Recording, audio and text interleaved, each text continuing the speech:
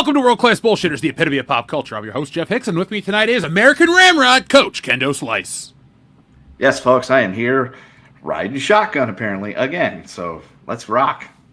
Yeah, well, we've lost our colored folks, so I guess the WCBs show is just us now. But, Kendo, how you been, man? I'm great. I'm looking forward to tomorrow being the last day of the semester and our 2-week break that is coming up, and the holidays, and my birthday, I think. And even though plans are being made for it, that I'm like, whoa, let's put the brakes on here. You know how I like to spend my birthday? Alone. Isn't that the best way best thing about a birthday is you don't get to plan it out. It just kind of happens to you. Yeah, that's what happens when you marry an Asian woman. They decide everything that you're going to do on your birthday, even though it goes against every birthday wish you've ever had for how to spend your birthday. But it's okay. Apparently, I'm going to get a really nice dinner somewhere down on the strip. Well, go to Golden Steer Steakhouse. Their videos on Snapchat look delicious. So I have sent her plenty of those off of Facebook where they're like taking the lobsters and they're just pouring shitloads of butter all over them and everything like that. And I keep sending it to her. She goes, "Oh my God, that looks so good. Where is that at?" I'm like, "It's the Golden Steer. It's literally down on the strip. We drive past it every time we go to Seafood City." Well, I hope you get it. If you do, Kendo, send me a picture of that steak. Will do. Now, folks, welcome into the end of 2024. Yes, it has been a hell of a year. You lived through it. So did we. But tonight we're going to talk about the fact that it's over. We're going to celebrate the fact that it's over. But in reality, we're going to talk about the best and worst of the year. Stories, movies, you name it. Hell, we'll even get into a little gaming here and there. But before we do, hit that thumbs up button to let YouTube know that you enjoy this content. And a lot of you have been letting YouTube know that you enjoy this content because now we have hit 200,000. I said I was going to do it by the end of the year, and damn it, it happened. Thanks to everybody out there. We appreciate you guys. So, Kendo, how does it feel that we hit the number? I was excited when I saw that. I had to look at it a second time when you sent it over because I'm just like casually. I looked at it, I'm like, okay, so I just thought it was another like, hey, here's how many views we got this time or this. And I had to take a double take to see it said 200,000 because I'm like, holy shit, it's been like 5 years of slugging from 100 to 200,000 because we hit the 100,000 back towards the end of 2019. Beginning of 2019. Okay, so it's been almost 6 years. And yeah, it was just like, wow, I can't believe we finally made it to 200,000 because it seemed like we got to 100,000, which took forever, and then we rocketed up to like 125, 140, and we stalled out, and then we got to 150. It's like, okay, we're halfway to the goal, and then we stalled out again for way too long, and then we slowly made it back up. We hit 175 and then stalled, but now we're at 200,000. So I'd like to think that the algorithm's gonna be like, all right, now they got 200,000, so we're not gonna throttle them anymore, and we'll be hitting like 400,000 by the end of 2025.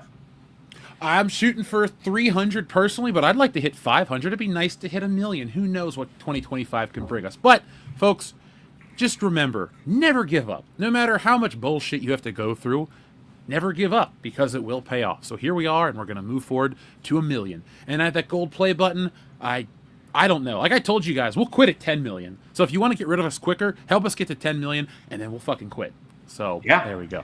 And you can write us a check for the channel, and I'm sure Jeff will gladly sign it. Sure. It's just got to be $1 for every subscriber we have. I think that's fair, don't you think, Kendo? I think that's more than fair. All right. So, folks, thank you for making that happen. We have a special gift for you over on Patreon.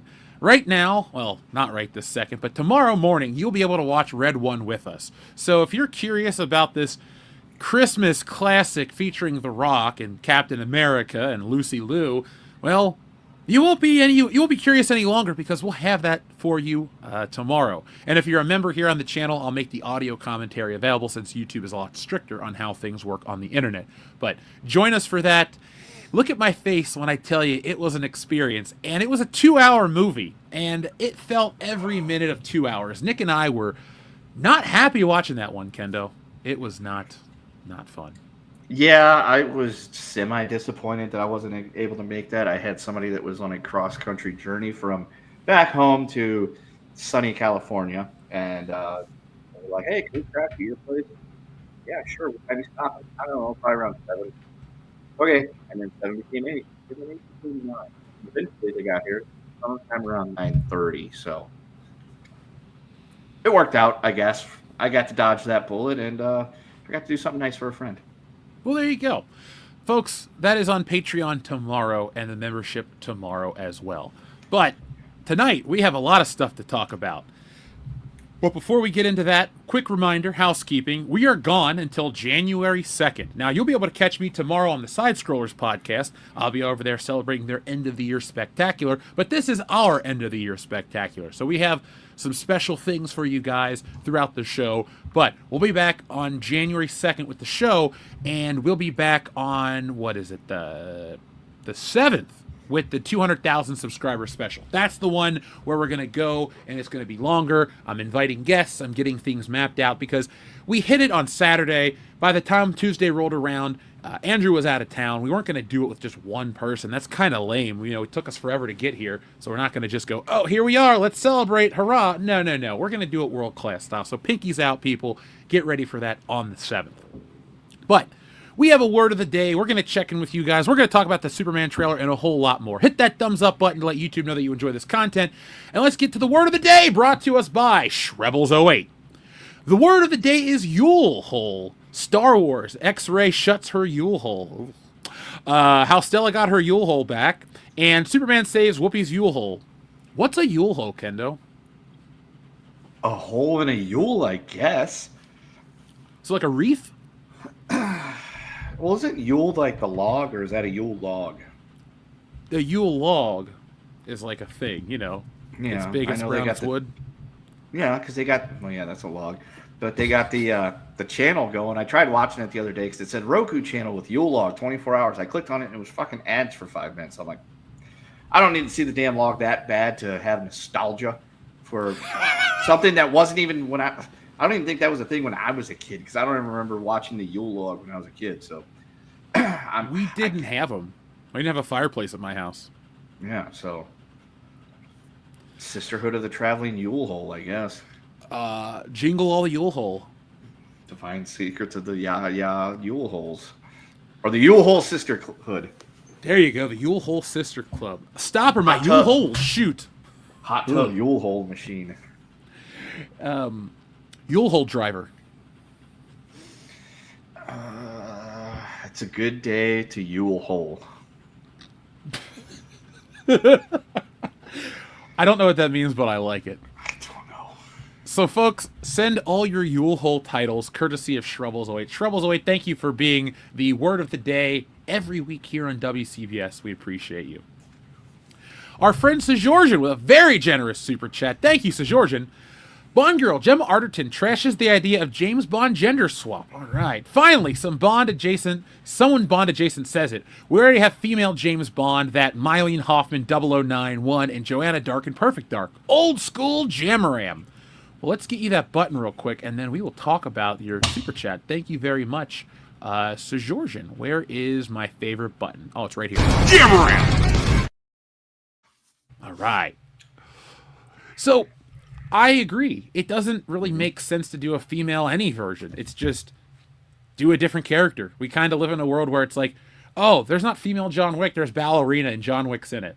Not interested in that movie, but I also don't hate that they're not doing John Wick as a woman, like, you know, spelled differently. She's after her husband and dog killer or some bullshit like that. So, yeah, Kendo, how have you felt about this? I think female 007 is just dumb.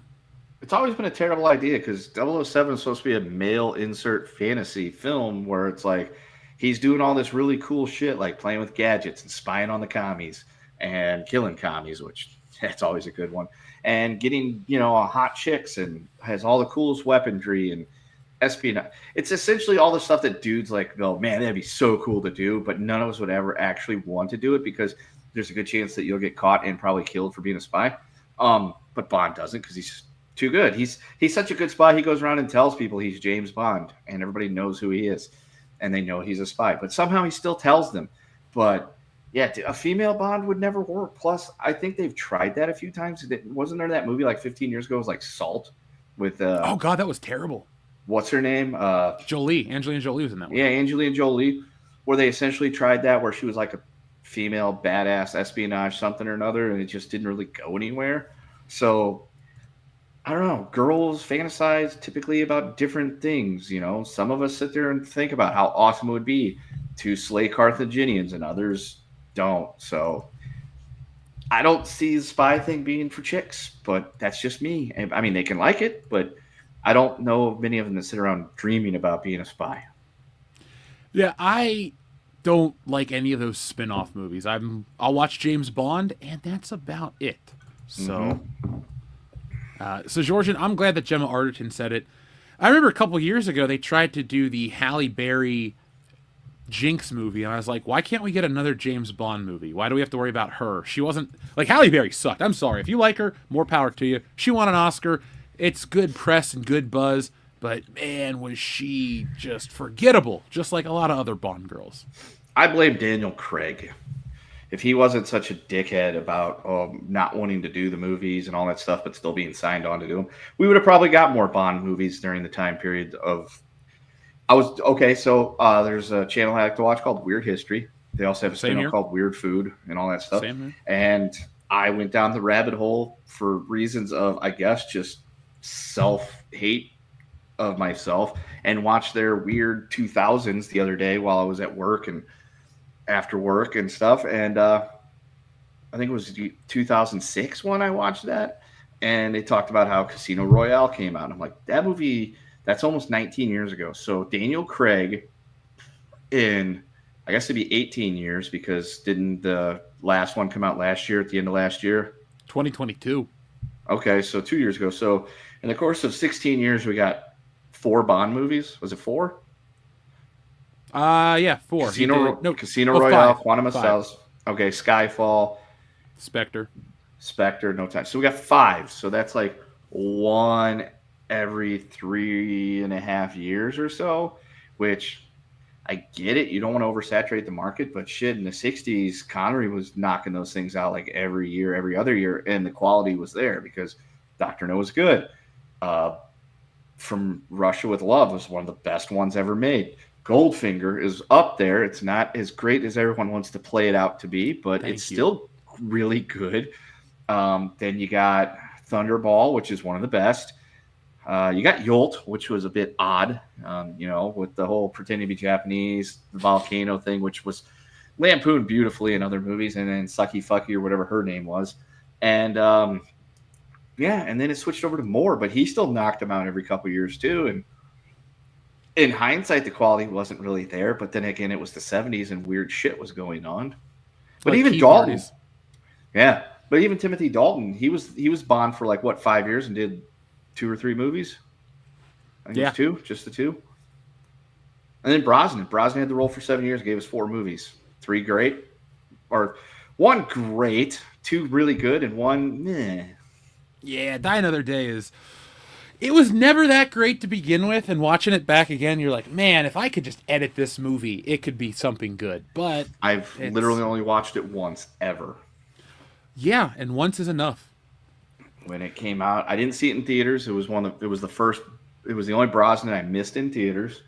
It came out on Divid, and I rented it. I was in college and watched it one night. And I was just like, kind of glad I didn't spend money on watching this in the movie theater. I'm kind of glad I waited to watch it at home. I don't know when I'm going to watch this one again. I'm going to go watch GoldenEye and watch GoldenEye right afterwards to feel better about myself. And I don't think I've ever watched it. If we ever get back to our Bond commentaries, then I will. We'll finish it. will. We're at Tomorrow Never Dies. Yeah, I was gonna say I will. So then I will see it again, just not anytime soon. We'll suffer and get it over with, Kendo. We'll complete the list.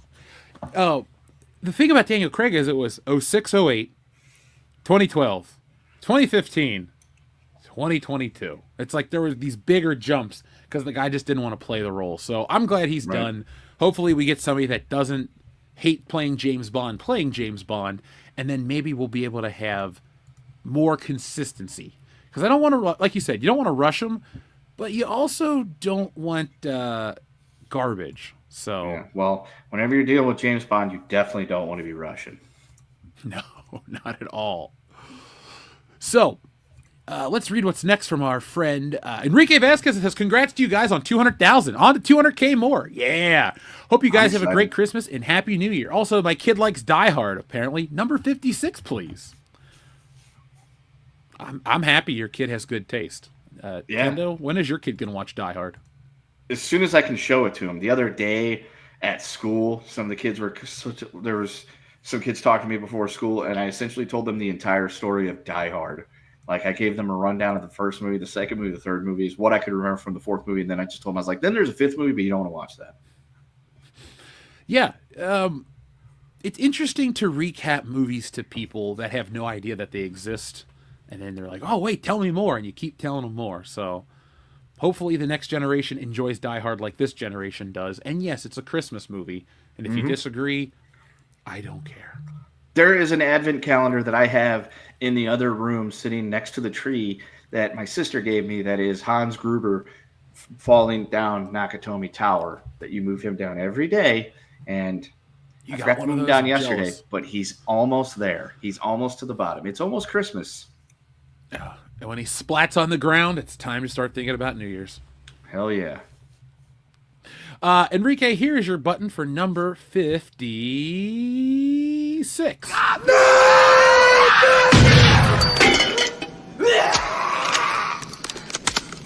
Yo, she-bitch. Let's go. God, I love that movie. Overkill161 says, "Congrats on 200K, WCBSers. Thank you. Out there, BS maniacs and BSing it at 2025 and BS in the East, BS in the West, world-class style." I would Hulk Hogan it up right now, but you can't really see the full width of the camera. So just know that we are celebrating very well here. It's been a nice couple of days. To be honest, I'm getting ready for Christmas. The book, Stealing Solo 2, I wrote it. Like, it's completely done. I completely roughed it out. I'm really not going to show you guys a bunch of roughs because no one's going to really get it. But it's ready to be, like, produced. So I've been doing that. That's why you haven't seen too much from me on YouTube, because it's time to make the next book and make sure everything's ready with all these other books. So thank you guys. Stealing Solo, we had a huge rush for Christmas after the last couple videos hit big, and, well, I pride myself on shipping those books out day of. And now Tits and Art is available. So if you guys want to go over to the website and get a copy, Tits and Art, we're stocked on that one. But Stealing Solo, we're down to the final box, and there's only about half of that one left. Yeah. So, get a copy if you guys want it. That's some WCBS content right there.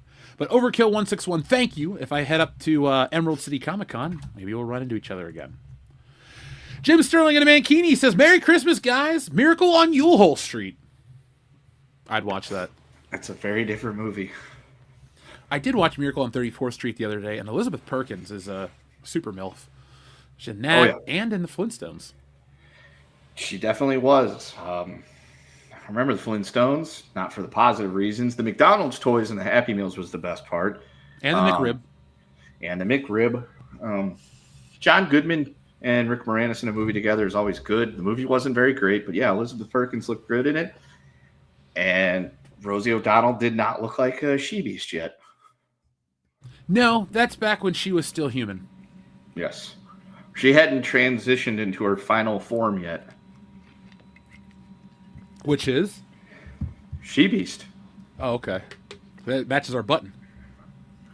Yeah, whatever the hell she is now. Crazy, weird lady that screams about shit on the internet. She's angry is what she is. Yeah. I should have put her in Wokebusters. That would have been hilarious, but she's the type of person that, even though she wouldn't have a leg to stand on with the lawsuit under parody rule, would still try to sue us because she's that angry of a person. I should have done that, because then I could have got free publicity from her. Actually, yeah, that'd have been a great thing. It'd have been like a Streisand effect to sell more books. It's like, hey, I'm getting sued by Rosie O'Donnell. I need your help. So, well, so there you go, folks. You've heard it here. The next comic book we do, we will put somebody like her in there specifically to get sued in a case that they have no justification on because of copyright or parody protections and free publicity. Maybe in the sequel, it'll take place in New York, and we can step on the studio that has the view. We can just have a giant foot come through that studio. How's that? Works for me. We'll let Joy Behar escape because, I don't really know her. Is she annoying? No, she's one of the worst. Oh, okay. Well, they're all a bunch of cackling hens that just say silly dumb shit to say silly dumb shit. Whoopi's lost her mind. Joy Behar is equally bad. Sunny Hostin is horrendous.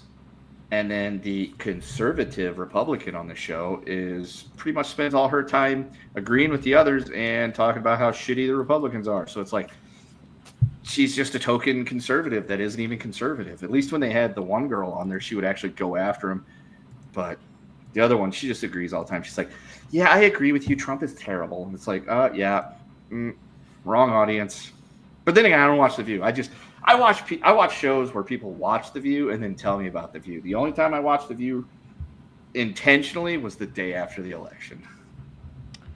I watched The View once my entire life. It was the episode where The Rock was on, and it was a waste. So that was it. John Thomas, thank you very much. He says, Dr. Coffinail says Agent 99, Barbara Feldon, Atomic Blonde Salt wasn't that bad, but there was the OG Mrs. Peel of the Avengers. She was cool. That's the thing. It's like women spies aren't the problem, but the ones that they want to make replace James Bond are. It's like, here's James Bond. He's the most popular. His is his category. Okay, fine. Then you can have Atomic Blonde and Salt and Eon Flux and all these other ones. Like, they don't need to go away. But you don't need to try to change James Bond. I think that's the whole point everybody makes with entertainment. It doesn't matter if you want to make more entertainment. People say, there's enough for everybody to go around. I'm one of those people. More power to you. But you can't just take away 007 because the feminists on the internet are offended by a movie from 1965. It's like, tough shit. All right? Al Jolson did crap. Nobody here is going to say, let's go watch The Jazz Singer, to celebrate that crap. No. So, John, I do like Agent 99, but I don't remember Atomic Blonde that much. Enrique Vasquez says, Kendo, it's never too early. My kid is 1 and 3 months, and he was paying attention to the action scenes. He also likes Jurassic Park.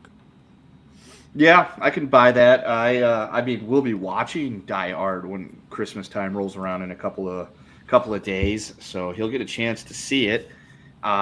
His first movie that he watched was Top Gun on Father's Day of 2022. He was 6 weeks, maybe 2 months old by then, and he paid no attention to it. He pretty much just slept the whole time. But that's the first movie he got to watch.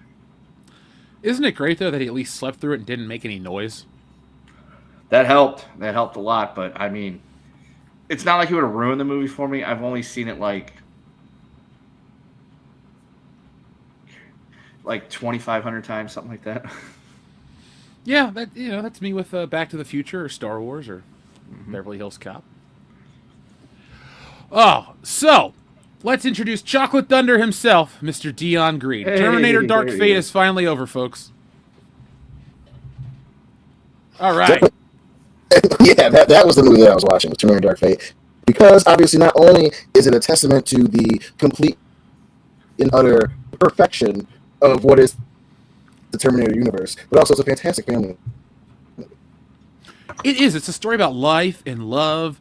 And Dion, when I come up to visit you in a week, I am taking you to Best Buy before the calendar year is over to buy you a brand new microphone so I can take it as a tax write-off. So remind me. Take me to a store to buy you some new equipment, okay? Sure. Anyway, folks, Dion is here. Now we can start talking about the best and the worst of the year and all sorts of wonderful things. But folks, we're going to start with the Superman trailer because that is the biggest news of the day. So, the Superman trailer dropped this morning. It features David Corenswet as Superman. This is the first James Gunn film of the DCU. And personally, I thought it was just fine. Like, meh. I didn't go away angry. I didn't go away happy. I went, that looks a little flat like a TV show. We'll see in a year, or, 7 months, what happens next. But, Kendo, did you watch the trailer? What did you think of it? I did watch the trailer, and I am looking forward to this movie. I am a Superman fan. I enjoy the Superman movies. Superman 2 being one of my favorite superhero, probably right behind Batman 89. And we kind of got the old Hucklebuck from the last couple of Superman movies. And I'm truly looking forward to this. I mean, I he looks the part. He's not going to be Henry Cavill or the other guy whose name escapes me. That was the Dean very Cain? famous. Oh, Yeah, Christopher him. Reeve. Yes, Christopher Reeve. He's not going to be those two probably, but he could do a very good job with it. But yeah, I enjoyed it. It gave us enough in the trailer, but also was able to stay vague at the same time, if that makes sense. Like they didn't give anything away, unlike previous Batman or Superman movie trailers where they gave everything away, including the big "what a twist" by teasing and showing you who's in the movie to fight Superman. So I was happy about that. I mean, you can assume it's probably something like a Zod, but they don't show it. They just show him laying in the snow, crippled and bleeding his own blood at the beginning of the trailer. And it's just like, I wonder how that happened, but they don't show you. Then they just kind of give you the whole, this is what the movie's going to be. He's reporter. He's clearly going to meet Lois Lane, and he's going to do Superman shit. So I'm sold. I'm looking forward to seeing the movie. Dion.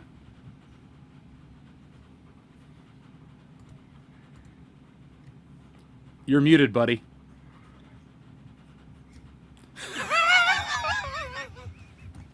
There you Damn, go. I was going and had a roll and everything. Way to go. Thanks, mute button. But yeah, man, I enjoyed it. I did. Like so many other folks, I am a big James Gunn fan. I do still believe that he is the right guy for the job. That being said, DC just can't help themselves. Like however many times we've said it on the show, how many times I've said it on the show. Sometimes less is more. And I think one of the problems that DC specifically has dealt with is adding. We have to have so many characters in this. And yes, I love the Suicide Squad, but having we see Hawkman, and then we see I'm okay with him being beat up, but I want to have some type of curiosity as to who the villain is. Now that we see Hawkman, what's his name with the face? I keep want to say Dr. Fate, but that's Mr. Terrific. Dude that's like half cyborg. Thank you, Mr. Terrific. It's I don't know, man. It's just it's too much. It's too many characters. And DC does it again, but I'm still optimistic about the movie. I'll say that. But yeah, it did not make me hopeful for when the movie actually comes out.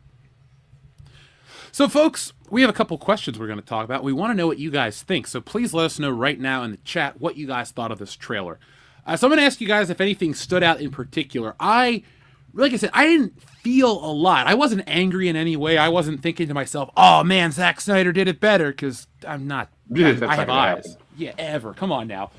But I will say this to the Snyder. I thought at least those shots had a little, whoever the cinematographer is and the color timing person, the editor, I thought those shots looked a little richer. My big critique was just the actual cinematography looks very flat. It doesn't look super engaging. I wasn't like, wow. I was like, oh man, Superman looks cool fighting, but this looks just like a higher budget TV show. Like I even said in the little mini review I did, I thought the Penguin actually looked more cinematic than the Superman movie. And that was only on HBO Max. But hey, if I'm wrong, I'm happy to be wrong about the movie when it comes out. But the thing that stood out to me most in the trailer was, it's Krypto the super dog. We've never seen Krypto on film. I hope the CGI for the dog looks good the entire movie, because I watched Craven last week, and the CGI wildebeests or whatever with their damn horns, they didn't look real, and it takes me out of the story. So hopefully Krypto has the budget behind it. Anything that stood out to you guys in particular that you thought was like, wow, this looks cool? I mean, I was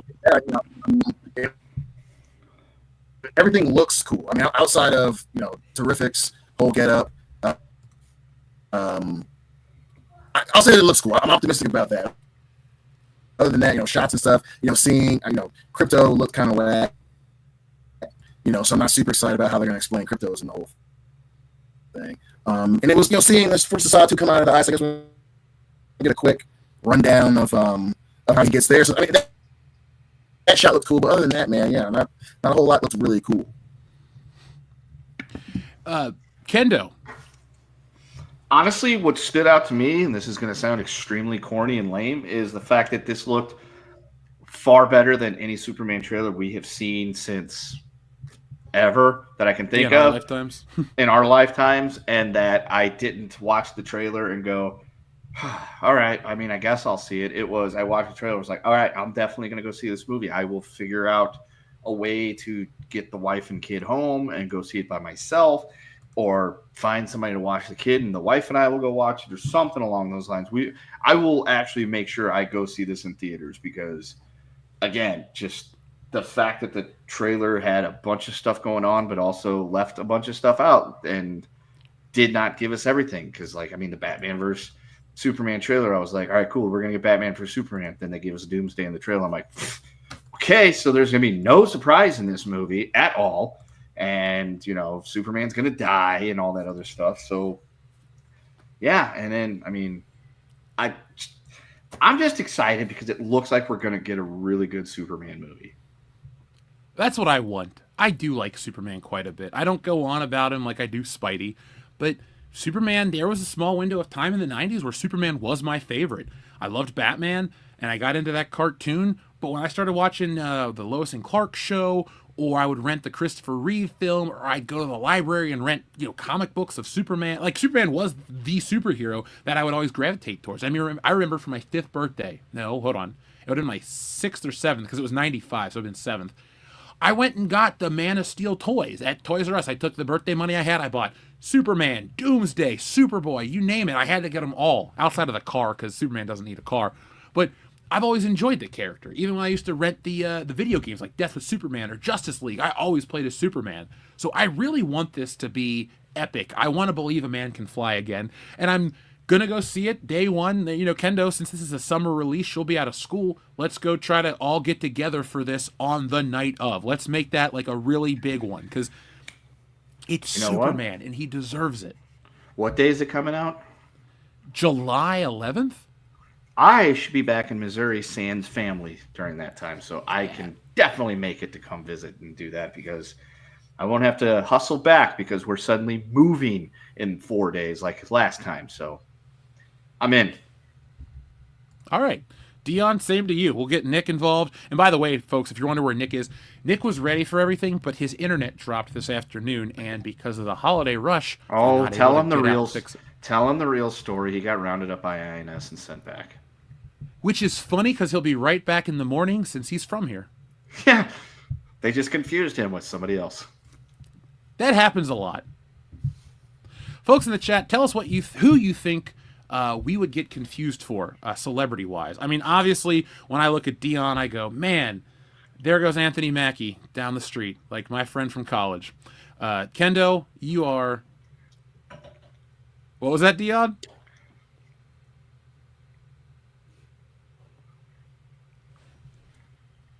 Are you hearing him, Kendo? No. I thought it was just me. Dion, refresh your browser, dude. We've only been on the show for 30 minutes. We can't hear a word you're saying, and the audience... The only person that can hear Dion is Dion, and if Hillary's sitting there. If Hillary can hear me, hi, Hildar. I can't wait to see it for Christmas. Yeah, hope you're enjoying yourself. Love you guys. No one can hear you, buddy. Just refresh. It'll be fine. Yes, Nick is pounding Bree's Yule hole. He very well could be.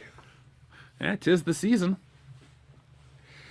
Oh, let's see. I have notes for this. Yes. So I thought overall, DC, I want this to be a big hit because I want DC to kick ass. I may prefer Marvel Comics, but I want DC movies to be better than they are. It's been pretty much a shit decade. Yes, Wonder Woman was fine, Aquaman was fine, but I was never, ever blown away. So that was the problem I had with the Snyderverse, and hopefully DC learns a lesson of maybe following one man's vision completely isn't always the best thing unless that man has a history of consistent wins in that genre. Because Zack Snyder had 300, that was a win. Was Watchmen a win? I can't really tell anymore. And then the Guardians of Ga'Hoole. I don't care about that one. Oh yeah, Dawn of the Dead was good too. So let's see what people in the chat are saying about the trailer right now. Let's see. No, Dion needs to call in so we can hear him. That's not about the trailer. I'm ready for DC to steal Marvel's thunder. Turnabout is fair play. I'm with you, Dr. Coffin Nails. I am with you right there. Superman is more hopeful than Snyder's Superman. Yes, that's Superman. That's the weird thing, too. I'm seeing a lot of people go on about how much they hate this trailer because it's not Zack Snyder and it's not Henry Cavill. But Henry Cavill was great, but he wasn't in great movies. It's just like he was wasted. How do you feel about him, Kendo? I kind of agree because for me, Cavill's one of those actors that works in everything. Like, I've never seen a Henry Cavill movie where I'm like, nah, he didn't do a good job, or Like, when we watched the Justice League movie, the one that we were expecting to be a massive trash fire that actually turned out to be not so bad. And folks, if you're new to the channel, we all went and saw Justice League, and we all were pretty sure the movie was going to be terrible. And during the movie, there was radio silence across the channel, texting, as in none of us were texting each other until I think it was me, because I was an hour behind, sent a message that said, this really isn't as bad as I was expecting, and I kind of am actually liking it. And that just kind of opened the floodgates, because I think we were all afraid to say that, but it turned out we actually didn't hate the Justice League, but we didn't really love it either. We were just like, it was decent. It was kind of a fun watch, even though it was disjointed and all over the place. But even in that movie, the best part of it was probably Henry Cavill. And so he was a really good Superman. But Jeff is correct in that they didn't do his Superman justice, because we got Man of Steel, which was dark and semi-disjointed. We got Batman versus Superman, which was crap. And then we got Justice League, and that wasn't as terrible as we were expected to be. And in hindsight, was probably the best of those three movies. So, yeah, I agree. I just don't think they did Cavill justice as Superman. They could have, if it was somebody else writing and directing the movie, not named Zack Snyder, I think we would be talking about Henry Cavill in more glowing terms as Superman, even though I would probably put him at number 2 as Superman, just because he's not Christopher Reeve. No, Christopher Reeve is the number one with a bullet that will never, ever, ever be topped. No one's going to come along and, we're never going to have the conversation about does he knock Christopher Reeve off the top. Whereas, like with Bond, we can go back and forth all day about whether it's Connery or Brosnan, and both are correct answers. Same thing with, like, Batman. No one should be having the conversation that Michael Keaton was never going to be the number one best Batman, and nobody that's come along since then has even put any effort into potentially upsetting him, but Reeves never going off the top. But for me, Cavill's number 2, and yeah, I completely agree with you. His movies just did not give him – he just didn't get justice with his movies. No, and I'm glad you brought up the whole Justice League point, because, God, what was that? 7 years ago when we saw that movie, I took my mom, and it's literally the shot where the Justice League jets flying into Russia, and I kept thinking, when is this going to get terrible? I keep hearing it's garbage. I heard it's the worst movie ever. When is it going to suck? And then it ended, and I went, huh. Now, that Snyder cut, whoo boy, that is 4 hours I will never get back. I have not watched it, and I will never watch it. Do not, man. It's one of those things where people are like, it's great because he listened to the fans, but I'm a fan. He didn't listen to me. I didn't want it. So I don't really owe Zack Snyder anything. Plus, he doesn't really like you people anyway. He's not a good filmmaker, and he's not a good dude. But I like Superman. I want to be, like I said, I want to believe a man can fly again, and I want to be entertained. So, fingers crossed, folks. There's not any negativity coming from this camp. We're giving it the old optimism. Like I said, I didn't feel anything from the trailer. I was a bit ambivalent, if you will, but I can be swayed the more content I see. And hopefully the trailer is an indicator that they are going to go through and use the old just the Superman theme from now on. I think Warner Brothers is smart enough to know that everybody likes that John Williams score, and everybody just wants that to be the Superman theme. Nothing else. We don't need an interpretation. We don't need Hans Zimmer sitting on a fucking synthesizer and farting into a snare drum. We just need that song. It works. It's perfect. It's like the Star Wars shit. folks in the chats, what's better, the Star Wars theme or the Superman theme? Or what do you think is the best John Williams score, Kendo? Is it between those two? He did Raiders, didn't he? Or He did, Indiana Jones. yeah. So that's up there because the Indiana Jones score is really, really good too. It's perfect. As well. I'm not sure, but I mean, too, the theme, yeah, the Superman theme always gets me lifted. Like if I hear that, just the drum beats and everything at the fanfare at the beginning, it's kind of like when I used to like Star Wars, and you would just get the boom, the blare, the fanfare, and it's like, yes, I feel that way every time I hear the Superman theme. But I was not upset about the electric guitar Superman theme. But then again, as was proven on Chappelle's show, I'm a white guy, and there's one thing that really gets us going, and that's an electric guitar. So I think that's why that happened. But best score, I'm just going to say the Indiana Jones one because I don't have any negative thoughts associating with me when I think of Indiana Jones as opposed to Superman and or Star Wars, but that's also because I've only ever watched Indiana Jones 4 once, and I was with you guys, and I only watched half the movie, and I've never seen the fifth one, so we'll go with that. You live in a beautiful reality that I wish I could share with you, but I can't because I've seen that movie. But, Kendo, since you have Game Pass and you have some time off, I highly recommend you dive into Indiana Jones and the Great Circle. That game is fun. That is on the list of stuff to download. I've been meaning to download it. I just haven't done it yet, but I'll be off for the next 2 weeks, and outside of Sunday into Monday when I'm kind of busy driving a part of the way across country back in this direction, I will plan on trying to play it. It is visually the best game I've ever seen. It is really weird how realistic it looks. Like it's, you know how they'll try to put a character like, oh man, they got Tobey Maguire's model in a game, and you're like, it's kind of funny, the eyes are off, or oh man, that Luke Skywalker model looks nothing like him. This is Harrison Ford to a T. And the voice acting isn't even Harrison Ford, but this guy sounds like young Harrison Ford. I think it's Troy Baker doing it. So it was, man, it's Indiana Jones again. And you go into these caverns, these temples, these caves.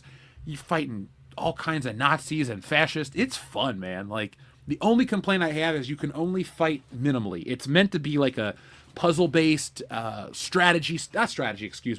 it's meant to be more of like a thinking game. They conflate Indiana Jones games with like Fate of Atlantis, and they forget that one of Indiana Jones's most defining traits is his fists. And so The Emperor's Tomb is a game that has much better fighting. Oh, it's nothing like Uncharted Krampus Jesus. It's in the first person. I wish it was in third person because I'd like it a little more, but it's a first person action game, and it's almost too intuitive. It's like, put in the key. You have to turn the thumbstick to turn your hand to unlock it. Oh, you have to hold up your lighter with L to get the light this way. It's like, it's cool. I just wish it was like more. I wish you didn't have a fucking 4-punch minimum, because after you punch 4 times, you're out of breath and you have to wait, and then it fills back up.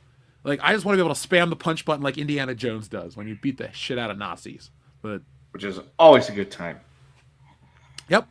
And they do not cut on the imagery. And they talk about religion. It feels like it's between Last Crusade and Raiders, and it's pretty cool. I will have to check it out over break. So, folks, we've all talked about the Superman trailer. Let's check in with you guys, and then we're going to start talking about some of the best and worst of the year, as well as some news stories. Kendo's got some. We'll save our best and worst for a little later, because I want to hear what Kendo's story is.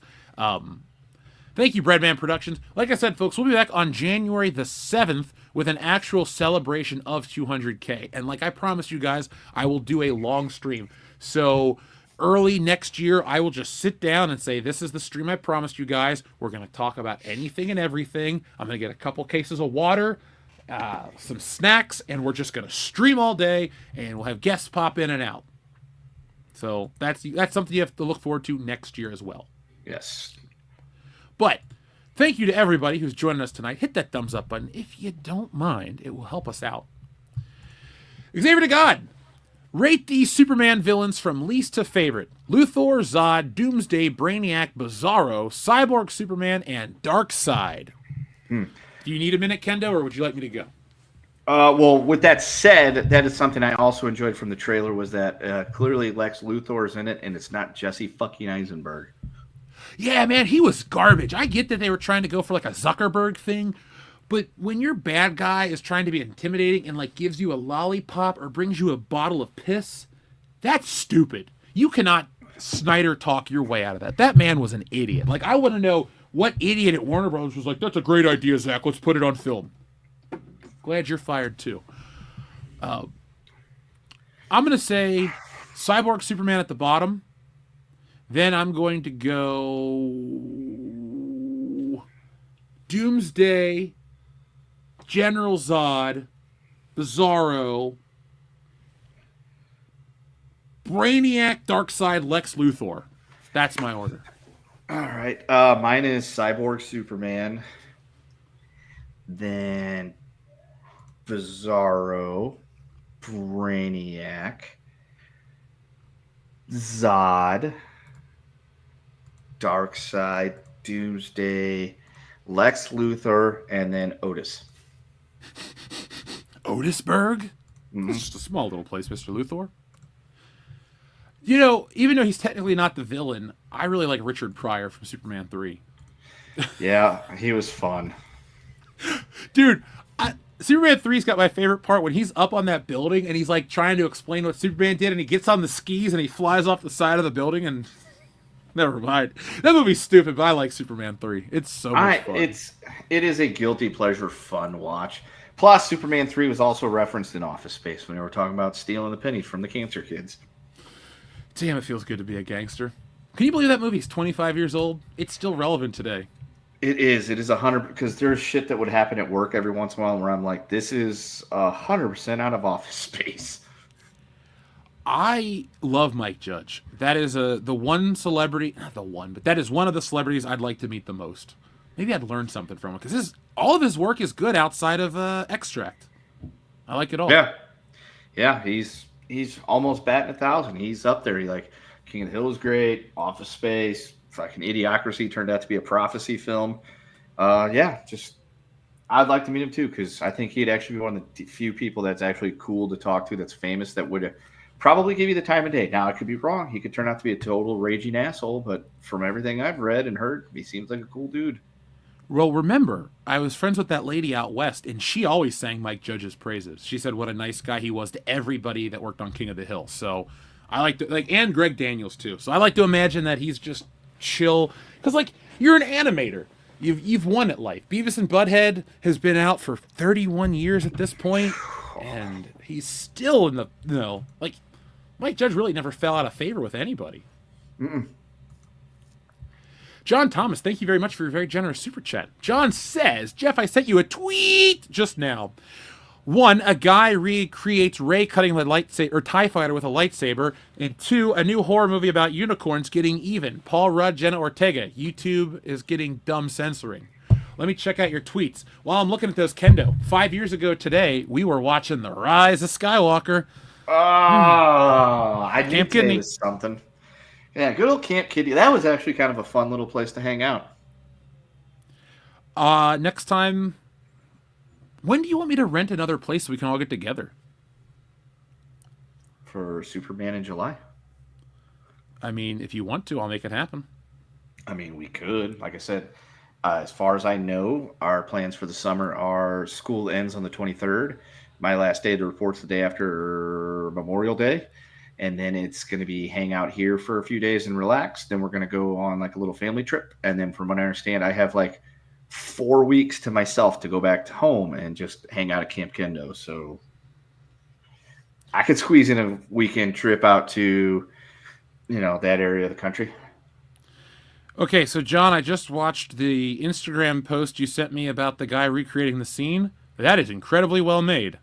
So we need to learn how to make films like this because, well, fuck it. Why not? But it makes me realize how much I hate this scene, though. With Rey jumping over the TIE fighter. I'm just like, it's so... Isn't that the stupid-ass thing they put in the trailer that we saw at Star Wars Celebration when she, like, does, like, a fucking heel kick flip over it? And everyone's like, oh, my God. And we're just like, ugh. Oh, God. Okay, so this unicorn movie might be decent because I like Paul Rudd, and it looks really kind of dumb. All right. I'm gonna send you guys. We're gonna have to send you the list of this. We're gonna have to watch this unicorn movie. I'm in. Next year, since it'll be the 10th anniversary of The Force Awakens, we're going to do a 10-year celebration retrospective commentary. Even though technically we've done a commentary for it before, although I think that's the one where you passed out and you created a wind tunnel. That was during Ghostbusters. I made it through The Force Awakens. Okay. What were we thinking? Well, we can do that because you got to remember, Stealing Solo is a response to The Force Awakens, so we'll do it in honor of that because Stealing Solo 2 will be out next year, so you guys can. Also, too, this one has Ryan Johnson in it. He looks like Big Boy. Kathleen Kennedy's a witch in flashbacks, and Nice. Kendo Ren is my favorite character. You'll read the book next year, like everybody else, Kendo, and. Looking I'm forward excited. to it. If I may say so myself, it beats the first Stealing Solo in every way possible. Then it should be great because I enjoy the first Stealing Solo. I get tons of messages about it still. We've sold thousands of books on that website. People are like, I really liked your book. It was funny. So thank you to everybody. Folks, it's almost gone, so you know what to do if you really want to read one. Do a commentary on our commentary? We could do that. We'll get meta with it. Yeah, I mean, that would be some really freaking raw us doing this thing because that was 7, almost 8 years ago now. Because that was the first thing I think we did for Patreon or something. Because we did the double feature. This was my idea, so I'll take all the blame for it or credit, however you want to look at it. It was my idea to say, hey, why don't we really give some really great content for the Patreon by watching The Force Awakens and doing a commentary, and then doing Ghostbusters 2016. And yeah, in hindsight, that was a bad way to spend an evening. The best part of that was the end where I was gone and it's Nick snoring and he goes, "Where'd everybody go?" And then you hear him click off on the Skype that bloop, bloop, bloop, bloop sound effect. I got that, folks. Go to Patreon and listen to it. I edited it down. And also, too, I removed the wind tunnel. Everyone, when you listen to it, you just hear them go, "Jeff!" Somebody call Jeff and have him mute his mic. And then we tried. I was you just didn't answer. That's okay, though. For the audience, this is when we knew how to do separate audio tracks. I cut myself out, and it's just you guys bitching about a non-existent sound. It's the funniest thing. I'm sorry, I'm laughing at our own shit. Folks, check it out. It's on Patreon. You'll get Red 1 tomorrow. Oh, excuse me. It's not that late. I don't know why I'm yawning. Anyway, let's keep moving forward. So, Kendo, you had a news story. I made you an image for it. Please tell us about said news story.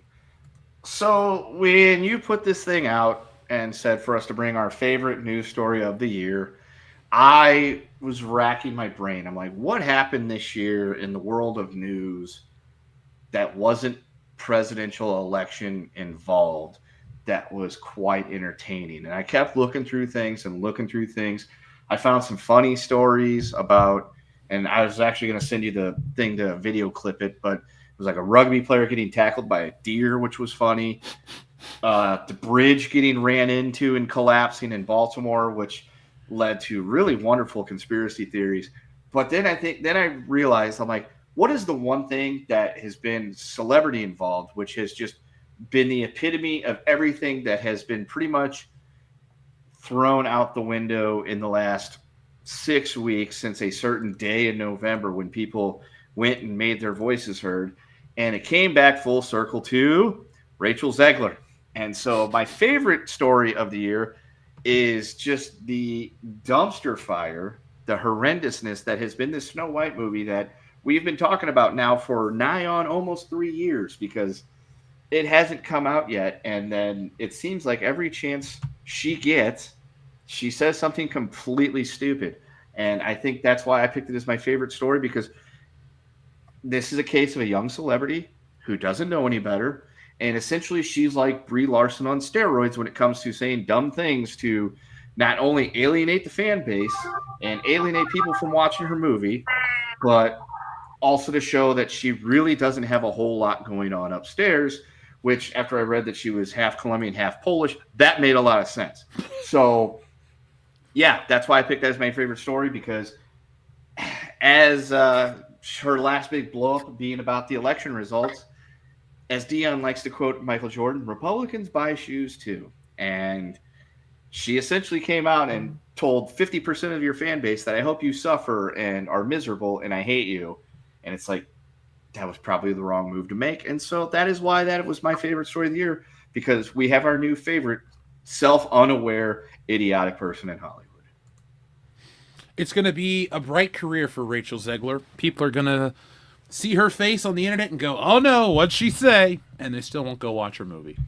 Yeah, and I mean, I think that's hilarious because that entire movie has been nothing but trash, because in the time that they announced that they were making a Snow White movie live action, that they have scrapped it, reshot it, re-edited it, scrapped it, pushed back the release date, and in the whole time was able to create a Mufasa live action movie that was created, I think, and released all before that Snow White movie, mainly because they got in trouble for their, 7 diversity hires, and Peter Dinklage, the Dink, was upset about the dwarves, but then the dwarves were mad at the Dink for costing dwarves jobs, and then Rachel Zegler saying dumb shit on the internet, and they've created scrapping the 7 magical creatures altogether to replace them with CGI dwarves, and then the whole thing gets lambasted for looking too CGI and not having enough color palette to it, to then Rachel Zegler saying more dumb shit on the internet and pissing people off,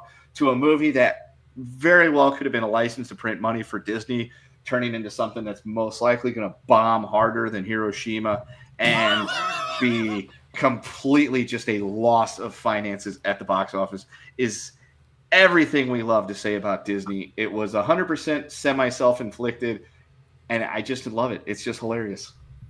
Do me a favor, Kendo.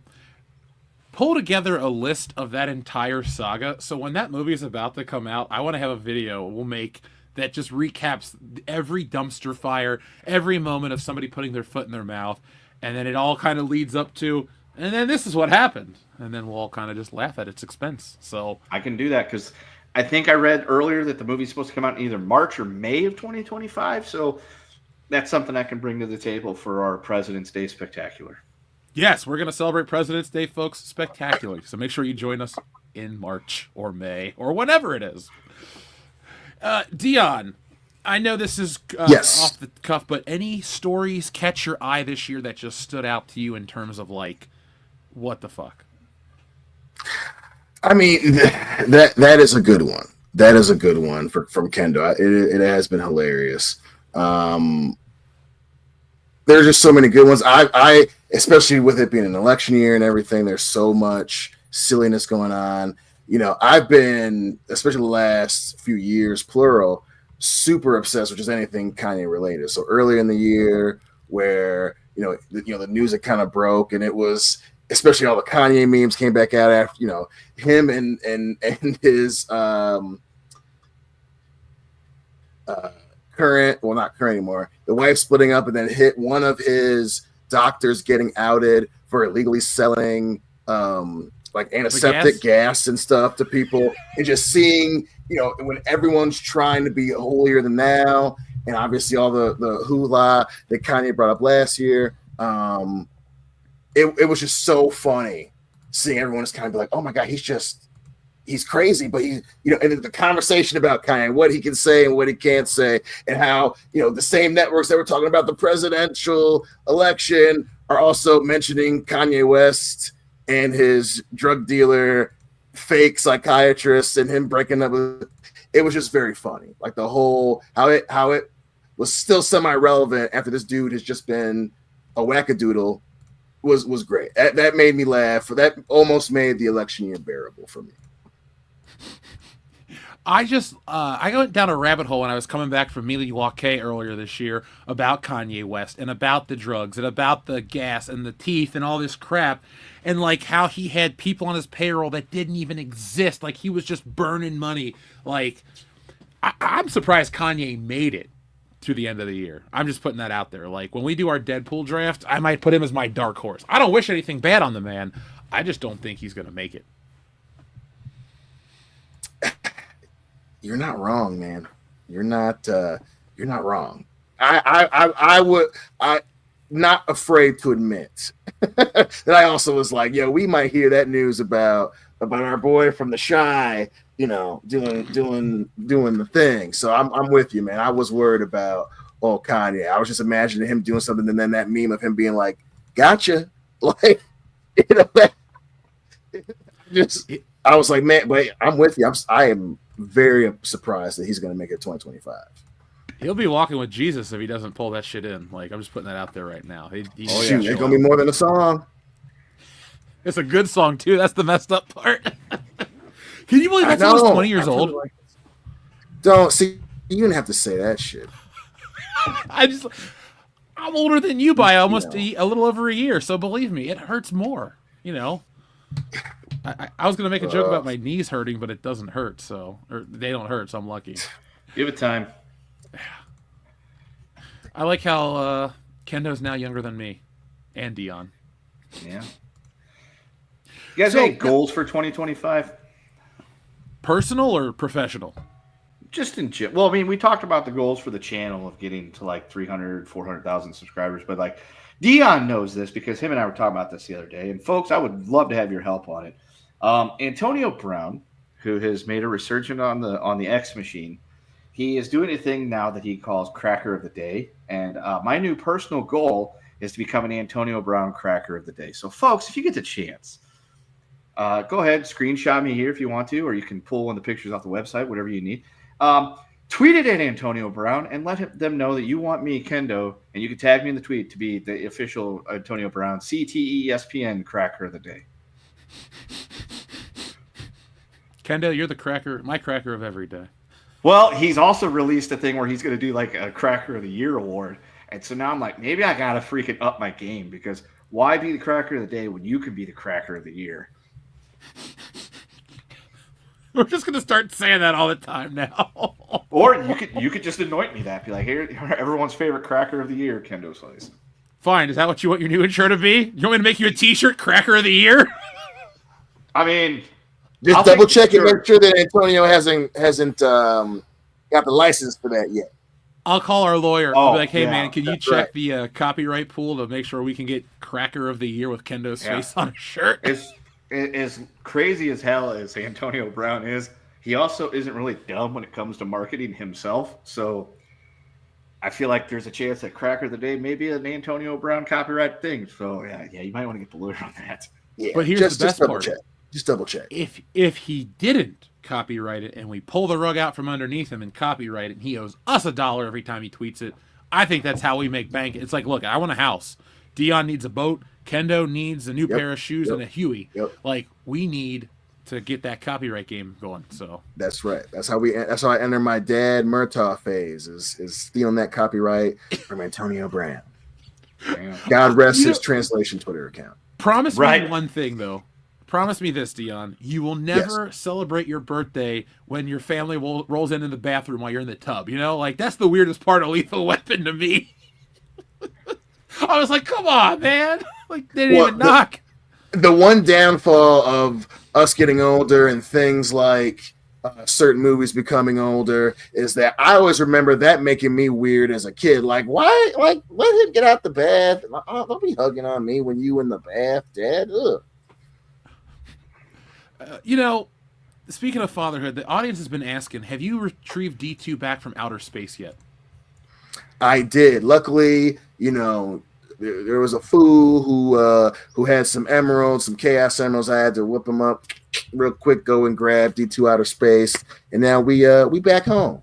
So all in a day's work. When are you taking him to go see Sonic 3? That's what we saw tonight.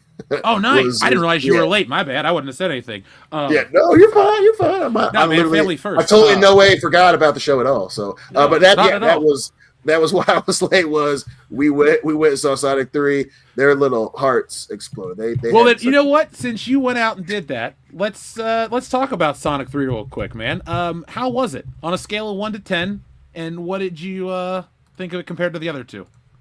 Listen, I liked it. I mean, it's a solid 7. I mean, it's going into it knowing that it's a kids' movie. They have fully embraced the audience and knowing full well that they're going. Sonic is doing successfully right now what Disney wanted to do with Star Wars. It is definitely kidified, and they sprinkle in a decent amount for the folks bringing their knucklehead kids to come see this knucklehead movie.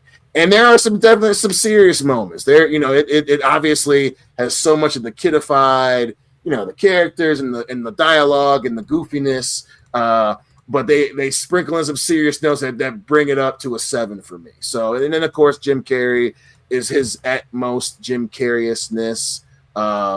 Him, Jack Black are definitely, they you can tell that he's used to doing the shtick, because he pulls out all the almost funny parts of the Jim Carrey classics with the goop, the geek, the guy, the blah, blah, the old men joke, because it's Robotnik's grandfather, so that does get kind of annoying. But it's Jim Carrey, so you kind of put up with the shit.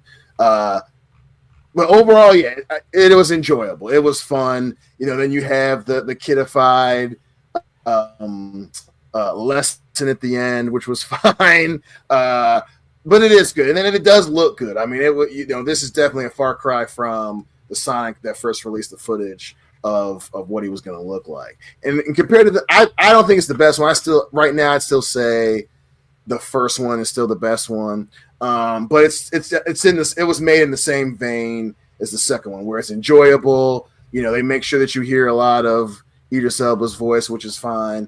And they fully embrace like the characters being goofy, kiddish, and all that stuff. So it is a fine movie. I'd say it's 7. It's fine. It's good. I'd say good. I'd even dare say enjoyable. When you've you went to dinner beforehand, had a few brewskis, and the kids are excited about it. Like, solid 7.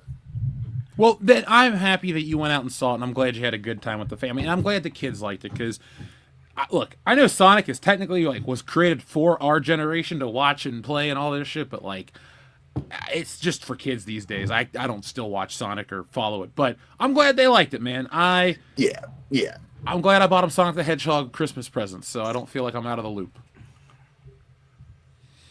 Now, yeah, man, it definitely is. You can tell, built to print money for sure, and they even don't make no mistake. All the tropes and stereotypical moments the movie has it, and then they even make sure to do it without any blood, so those moments are real. But it is it's once you get past that part, 7. Did you see that there's a shot that this movie Sonic 3 could beat Mufasa at the box office? I hope it happens, because I still have yet to meet someone who wants to see Mufasa. I don't care. The first Lion King is awesome, and I will stand by it. I don't care what Disney does or says. I still like the original Lion King. Same with Aladdin. That's about as far as that love goes. But I don't want to watch a CGI version of we got to learn the story of Mufasa. No, we don't. So I'm gonna pass on that one. We know if you want to watch it when I'm up, I'm gonna say no. What? Yeah. So we know the story of Mufasa. He is the head of that pride of lions. His brother is Scar. His brother is a jealous dick and drops him off a cliff. Scar, brother! God, James Earl Jones was great. Was he the death that surprised you? Well, not surprised you, but is that the death that got you the most this year, celebrity-wise? Yeah, that one was a big one for sure. That was definitely a big one. I gotta look that up real quick, because I should have done something. 2024. I mean, I don't want to celebrate these things, but oh shit, Quincy Jones died this year. Damn. Yeah. Yep. Just recently, yeah. November 3rd. Last month. Yeah. Well, when you become a Deadpool veteran, you'll be able to know who's alive, who's dead, and about when they died. And there'll be a few times where you'll be like, oh shit, I can't believe they died that long ago. I remember picking them. I was surprised Dikembe Mutombo died. He was only 58. That one, okay, so that's the one that hurt the most, because when that happened, I texted Dion first and foremost, like, dude, Dikembe Mutombo was dead. And he's like, I just saw that. We were both just like, that one ruined our day. Yeah, I was surprised with Richard Simmons, because he seemed healthy, and Shannon Doherty, because she wasn't that old, but she had cancer, so that was tragic. Martin Mull passed away. Donald Sutherland, he lived a long life, though. Yes, Willie he did. Mays. God, Yeah, he was really old. Yeah, he was, dude. Willie Mays was, who did I say? Donald Sutherland, excuse me. Donald Sutherland was like, what, 89 years old? Or 88, excuse me. Yeah, he It's a was good pretty life. old. Oh, Yeah, that's a Willie little Mays younger was than in I his, thought. I think, 90s. You know, Mhm. Senator Joseph Lieberman died this year, and I don't care because he's the guy that tried to ban Mortal Kombat in the 90s. So, respectfully, RIP. I feel like One of the I knew OG that Pro happened, Punchers, but I man. don't remember it. Yeah, like, I just remember as a kid, I'm like, I don't know many politicians, but I don't like that guy. He is trying to take away my video games. I've never ripped anyone's Yeah. spine out, Dion. Is it safe to say I'm not a violent man? At least in that regard. You're the exception, not the rule. Yeah, yeah, that's it. You were the exception, not the rule, and yeah, Lieberman is very upset that you didn't do that because he was certain that was what was going to happen. And then we got Dean telling us that Dick Van Dyke turned 99. I think that was last week. So that that dude is super healthy. Yeah, Dick Van Dyke's still going strong. Got away from the Malibu fires. Yep. Question. You'll never be Dick Van Dyke, Ryan Seacrest. Who wins in an old man fight? Dick Van Dyke or Clint Eastwood? Ooh, my money's on Clint Eastwood. I think I gotta pick Clint too. He plus he he didn't mind throwing a few combos. I think Dick Van Dyke will tap dance his way out of the punches and then just like low blow him once or twice. He'll hit him with his he'll bust out that Cockney accent that was terrible to distract Clint Eastwood, and while Clint Eastwood's laughing at him, he will then just uppercut him and win the fight. Okay, so you know what? I'm kind of convinced Dick Van Dyke will play dirty. It would be funny if he had Muhammad Ali Dick Van Dyke moving like Muhammad Ali, floating like a butterfly, stinging like a bee, then hit some clickety clack. Damn, Dick. You still got it, old man. Yeah, my money's on Dick Van Dyke or Penis Van Dyke Penis Van Lesbian as they say around here. So that is not my idea of a name, but hey. Yeah, I guess we'll talk about something I brought to the table in terms of a story. It's not the biggest story of the year, but I saw this and I wanted to keep the show not only as a celebration of this year being over, but as keeping topical. So we've been following the Hawk Tua girl, and did you guys know that ever since the whole coin debacle, she has been pretty much radio silent for the last 2 weeks, according to the King Bach Facebook page. So some people are saying it's that she pulled the rug out from underneath and has ruined her career. Do you think she's ever coming back? I think she's just on a holiday break, and people are looking to sensationalize it. I am taking exception with the fact that it says that she ruined her career. She had a career. I mean, let's be honest here. This girl got famous because she talked about spitting on dicks, and somehow yes, sorry, for spitting on Dick Van Dykes, and somehow she got blasted into the stratosphere, given a talk show and a meme coin. I know whenever we do Look It at school, before I started just making the kids get random names, Hawk Tua was one of the more popular ones. And when I said, can you explain to me what that means? None of them would.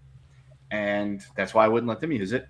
And yeah, other than that, it's like, I don't understand. Could she come back from this? Yes. It's America. Everybody gets second, third, fourth, fifth chances. But at the same time, I really don't know anybody that took her seriously enough to say that, her career's. I mean, I don't see her being in any movies anytime soon, unless they're movies making fun of the 2020s, like the Not Another Teen Movie type thing, like not another 2024 movie.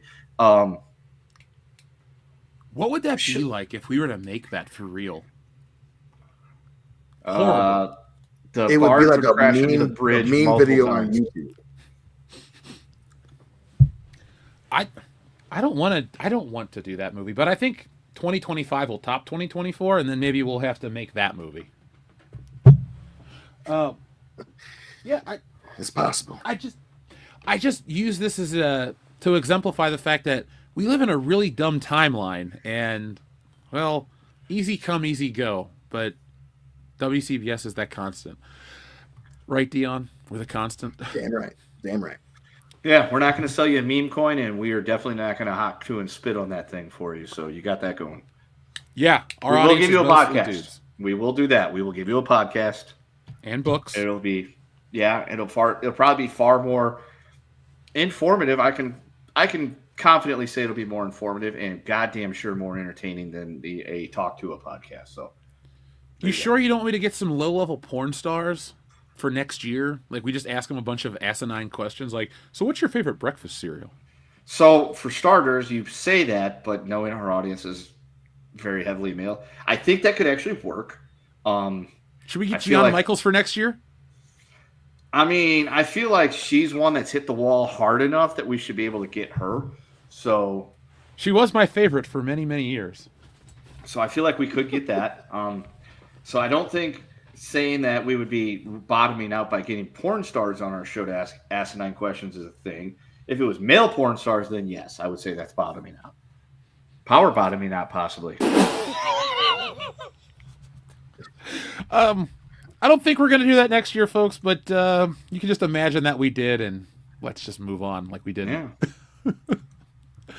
So, guys, let's start talking about some of the best and worst of the year. Now, I got a question for the audience. I have the best and worst of the year in video form that I could play here on the show. I wanted to be super prepared and make sure that I covered it all. So one in the chat if you would like it, the video form, and it would give the guys a break to go get a drink, or if you want it live in the...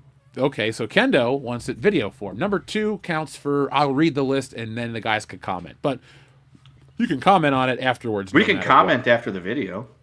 We can. So let's see what one audience. Okay, we got 1, 2, 1, 1, 1. Okay, it looks like people want the video form. So, folks, we are going to give you our my personal top 10 of 2024, and we're going to come right back with a conversation about that. And I'm just looking for the button. That's why it's taking me so long. So, folks, enjoy this. Kendo and Dion, you got 7 minutes. 2024 was an interesting year on film. Of the 23 films I saw in theaters, 13 were good, 10 were bad. And of those 10 bad ones, some were absolutely terrible. But we're not going to talk about that right now. Right now, we're going to talk about my top 10 films of 2024. Coming in at number 10 is Kingdom of the Planet of the Apes. Ever since the revival of the Planet of the Apes franchise, each film has offered something interesting to say about society, as well as stood up as a visual masterpiece, and Kingdom of the Planet of the Apes is no different. Like the modern Apes films, you'll swear you were watching real apes act, though only through the magic of CGI. But the story was interesting, the action was well paced, and I found myself thinking about this film days after it came out, and that's why it's number 10 on my list. Number 9. Deadpool and Wolverine. Yes, I know a lot of people are going to be surprised that it's this low on my list, but hey, at least it made it into the top 10. Like most people, I enjoy Deadpool. Deadpool 2, not so much. But the third Deadpool film is not the savior of superhero films that the film itself likes to tout. It was funny, it was well acted, and the return of Hugh Jackman was great. But I didn't think about the film about an hour after I left, and I haven't wanted to watch it ever again. So that is why it's number 9 on the list. Number 8, Alien Romulus. I had low expectations for this film. I haven't enjoyed an Alien film since Aliens, but I was pleasantly surprised with this film right here. At its core, Alien is a horror movie in space, and Alien Romulus brought a lot of the body horror elements back to the franchise. It was also a very tense film, a very well-acted film, and outside of one reused line from the Aliens film, I liked this quite a bit. And the ending was awesome. The alien-human hybrid was actually unsettling to watch, and nowadays, with most CGI, everything looks the same. But this design, this creature, stood out, and I still think about it, I still get a little uncomfortable. Number 7, Twisters. This was a film I had no expectations for and no interest in watching. But I watched it and I was pleasantly surprised. Glenn Powell and the rest of the cast are very likable, the story is simple, and the effects are brilliant. Now, I don't judge every movie based on the CGI, but there really isn't much you can do to improve upon a movie like Twisters. The storms looked real, the action was over the top, the plot kind of silly at times, but that's exactly what I wanted. A feel-good popcorn flick that makes me want to watch it again and again. And well, Twisters definitely deserves the spot on this list. Number 6. The Ministry of Ungentlemanly Warfare. I am a die-hard James Bond fan, and sometimes they tell you the stories of the real-life creator Ian Fleming. The Ministry of Ungentlemanly Warfare takes place during World War II, and it features Henry Cavill and an international cast hell-bent on destroying a Nazi supply chain during the war. Every year, Guy Ritchie seems to impress me with another one of his films. Last year's Operation Fortune was an awesome time and a film that I enjoyed thoroughly. This year's Ministry of Ungentlemanly Warfare is just as fun and just as exciting. It was a movie that had to be seen on the big screen in the biggest theater possible, and I'm glad I saw it that way because it blew me away, metaphorically. I'm right here. I wouldn't be talking to you if I was dead. Speaking of dead, number 5, Beetlejuice. I really liked this film. So much, in fact, that if you listen to the review, you think it would be my favorite movie of the year, but time has passed and I found myself not thinking about it as much as I thought I would. But when I went back to create this list, I remembered how much I enjoyed the film. Michael Keaton, Winona Ryder, Catherine O'Hara, and the rest of the cast deliver an awesome performance. It was funny, it was musical, and well, while not as good as the original, it doesn't really do much to damage the legacy of that film. I will watch it again, I will own it on disc one day, but for now, it sits right on the middle of the list at number 5. Number 4, Maxine. I did not like X, I did not watch Pearl, but I gave Maxine a watch one afternoon, and I'm glad I did because this movie was awesome. Mia Goth plays Maxine Minks, a porn star who wants to be a real star, but her past comes back to bite her, and well, bloody murder ensues.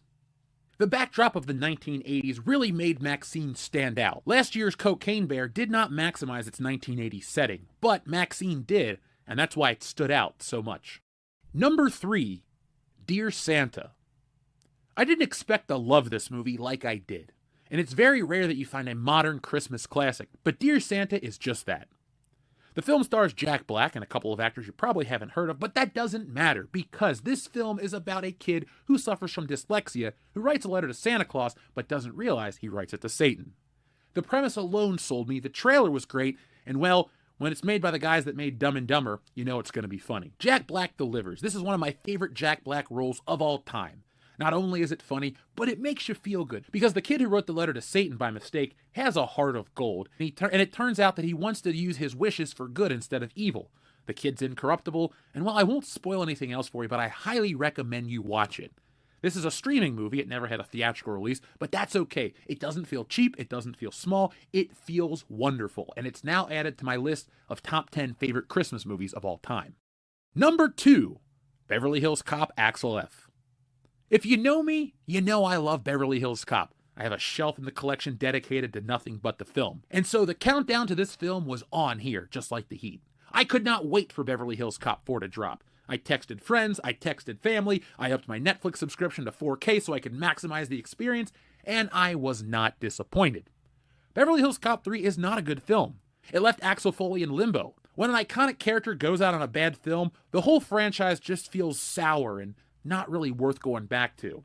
Except I watch Beverly Hills Cop all the time, but the 4th film very much redeemed it. You had all the living cast come back, the story was funny, the music was wonderful, and Eddie Murphy still has it. I never want to see another Beverly Hills Cop film because this ends it in a perfect way, but I'm so happy that Beverly Hills Cop was redeemed, and one of my favorite films has a worthy sequel for the first time in 30 years. Number 1, Late Night with the Devil. I saw this movie late night in a theater with one other person, and it was amazing. The story is quite simple. In late 1977, a television broadcast goes horribly wrong, which unleashes demons into the nation's living room. Late Night with the Devil was a film with a small budget, but a big payoff. I spent the entire runtime entertained. I never once looked at my watch. I never once thought about anything. But I'll tell you this, I think about this film quite regularly. I went out, I bought it, I enjoyed it. Everything about this film was fun, and I can't recommend it enough. I'm intentionally not telling you very much because I want you to go out and experience it for yourself, much like all the top 10 films here on the channel. These films were the best that 2024 had to offer. Even though 2024 wasn't the world's greatest year, some of the films that came out were memorable, are added to my list of all-time greats, and I'm very happy to talk about them. So folks, that was Jeff's top 10 of 2024. There we go. That was the video version. And we're back from halftime. We are back from halftime. Perfect timing. We are all back. So that was my top 10 list. Now, guys, I know with having a family, you guys don't necessarily have as much time to go out to the theaters like Nick and I do. So that's why I asked you to just bring 1 or 2. If you have 3, that's awesome. But, Kendo, what about you? Yeah. What is your favorite film of the year? Well, I brought 5. Okay. So my favorite movie of the year was probably Axel F, because I've never seen 3, so I don't have that letdown of But for me, it was fun to watch it when I watched it the first time. I watched it again with the wife a couple weeks ago, and it was fun to watch it. She enjoyed it, and it was nice getting a movie that was in the vein of Top Gun Maverick, as in being made way longer ago than it should have been in terms of since the last one, but also holding up to the standards of the originals. So that was nice. Godzilla versus Kong was also on the list. Despicable Me 4, because I watched a whole lot of new movies this year, but I watched that one with the kid. He loves it. I enjoy watching the Minions do really stupid shit and hurting themselves and things like that. To me, it's just comedic entertainment and not bad. I wrote Sonic 3 down because while I haven't seen it yet, it will be one of my favorite movies of the year because, again, I haven't watched a whole lot of movies. And then finally, the American Society of Magical Negroes, because that way I can say that word on a live stream and not have any fear of reprisal. So there's my top 5 list. Oh man, I gotta find you some merchandise with that on there, so we can. Dion, let's take Kendo to Detroit wearing that shirt. You think anyone's gonna? No, let's take the whitest neighborhood in Michigan, like Novi. No, not Novi's pretty light. Novi Troy for sure. He'll be fine in all the above. Yeah. Now Kendo, you brought up a couple. I actually had a few honorable mentions because I had what I did is I listed all the films I saw this year, and I have the good and the bad. And the 3 that didn't make it, even though I consider them pretty good to good, is Godzilla versus Kong, or Godzilla X Kong and the New Empire. Civil War was right on that line of between good and bad, and then Ghostbusters Frozen Empire, which wins my award for most forgettable film of the year. I completely forgot about Ghostbusters at Frozen Empire. It was nothing special. I did too, because earlier today I had some time. I sat down and was looking at movies that came out this year to make sure I didn't pick anything that came out last year. And yeah, I completely forgot about that one because I was going through. I was like, there was a Ghostbusters movie this year? I didn't see it because I kind of am off Ghostbusters because I don't want to know there's other than just 2 movies. And then also Planet of the Apes, that was on my list, but I guess would be my 6th because, again, the new Planet of the Apes movies are fun. I took a flyer on the one that came out 10 years ago, the newer one, and it was actually quite enjoyable. And I was like, fuck, these are actually kind of fun. So I bought the trilogy of that. I guess I'll have to buy this one on Blu-ray as well. But yeah, so there was a lot of movies that were on the list of 2024 in American cinema that I was either like, I didn't know that came out, or that came out this year. Holy shit. I thought that movie was 2 years old at this point because it came and just went real fast. So anyway, folks, if you haven't seen American Society of Magical Negroes, that's twice. I would recommend giving it a watch just for funsies. It's not awful. It's not wonderful, but it's an American society and there are some magical Negroes in it. So have you watched the film I Am Not Your Negro? I have not watched that one yet, but I have read some James Baldwin because I had to read that in college, and that was fine. I keep imagining the butler from Wedding Crashers saying that every time I say those words. I just can see that old man yelling at the old grandma. Yeah, that could work. Jesus Christ, man. A grandmother too. Anyway, Dion, what were some of your favorites of the year, my friend? Well, I kind of have those the easy picks, and then and then the ones where I'm like, what, personally, I really like this movie. One that obviously, and the main reason why this made my list, because I think it's gonna get a lot more love down the road. But I really enjoyed Furiosa. It was, it's kind of goofy. It was too late. I won't say too late. They waited a long time for the sequel, but I really enjoyed Chris Hemsworth in that movie, man. I'm that way, especially I think it helped that it came out early in the year, and he stole the show, and it was cool to see. It was cool to see what's his name playing Immortal Joe again. That was cool. It left a little bit to be desired in terms of it didn't look as good as Fury Road, which it's going to get compared to that no matter what, especially with it wanting to stay in the same universe. But I really enjoy Furiosa. I do think it's going to get a little bit more love down the road. And then obviously, Deadpool Wolverine, I absolutely loved it, especially being the guy that quotes Blade Trinity all the time. It was very heavy in the member berries, but it was I felt it was done the right way, even with the goofy ending. You know, I'm not a huge fan of the ending, but it was just the right amount of member berries to make it fun and to keep Ryan Reynolds up there in the conversation for being for being famous. You know, it's like, yeah, he's using it, he's being Mr. Movie Star, but he made Deadpool and Wolverine. I really liked it. And then my favorite is Beetlejuice. I absolutely love Beetlejuice. It was great.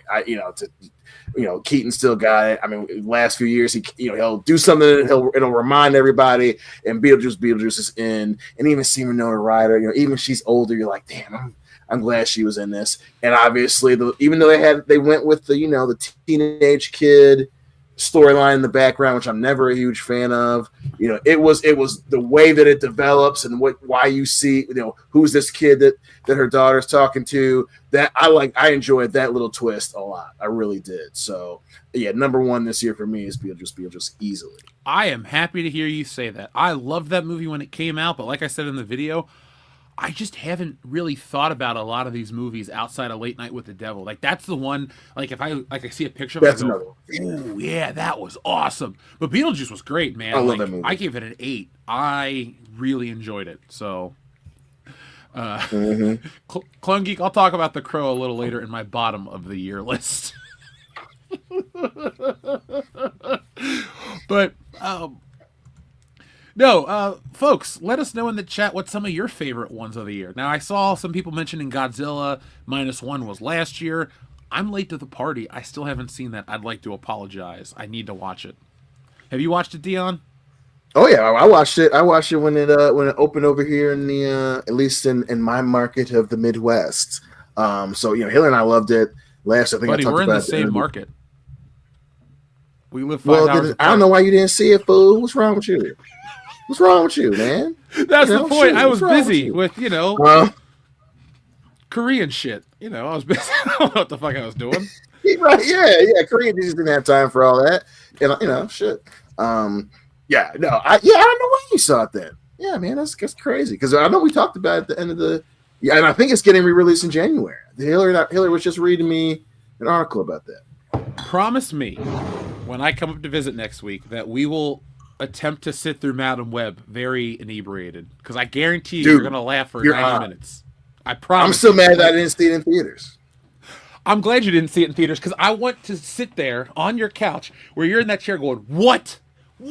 Like the Pepsi ads, the Spider-Man ripoff.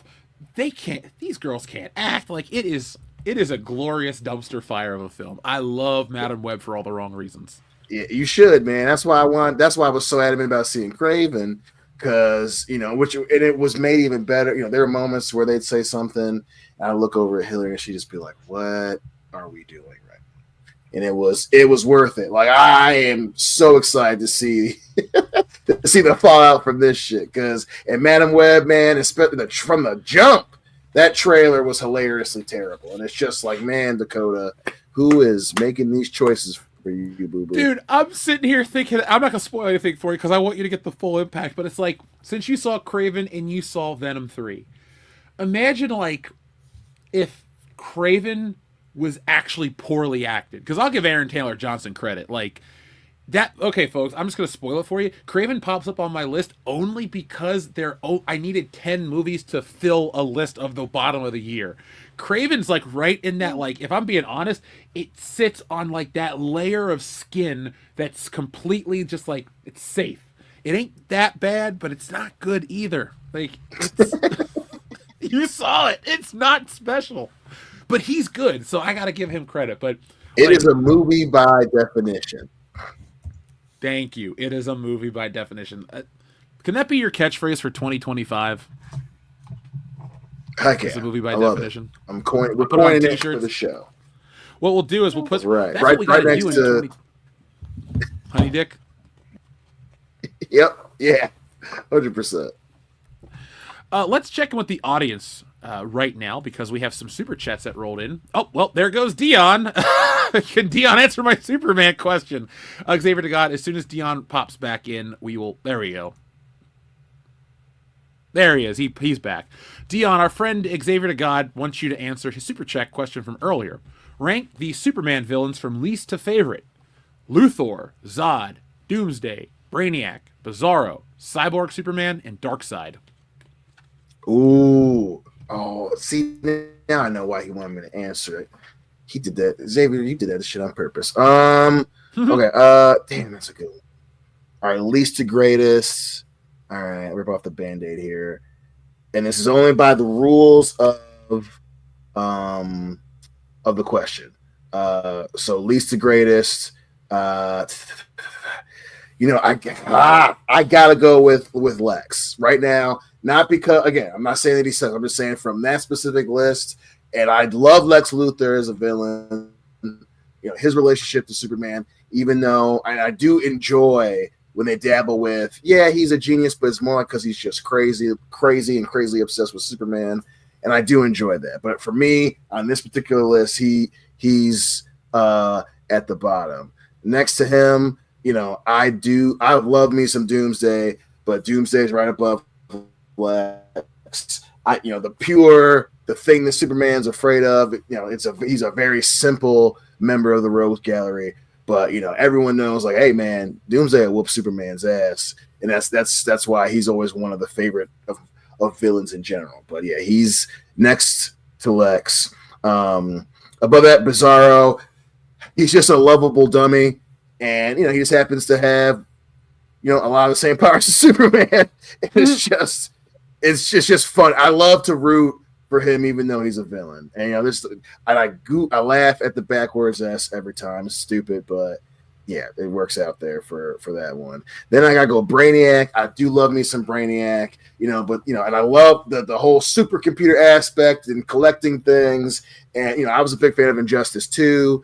I felt that they did Brainiac justice, which is so hard to do. Those type of Brainiac.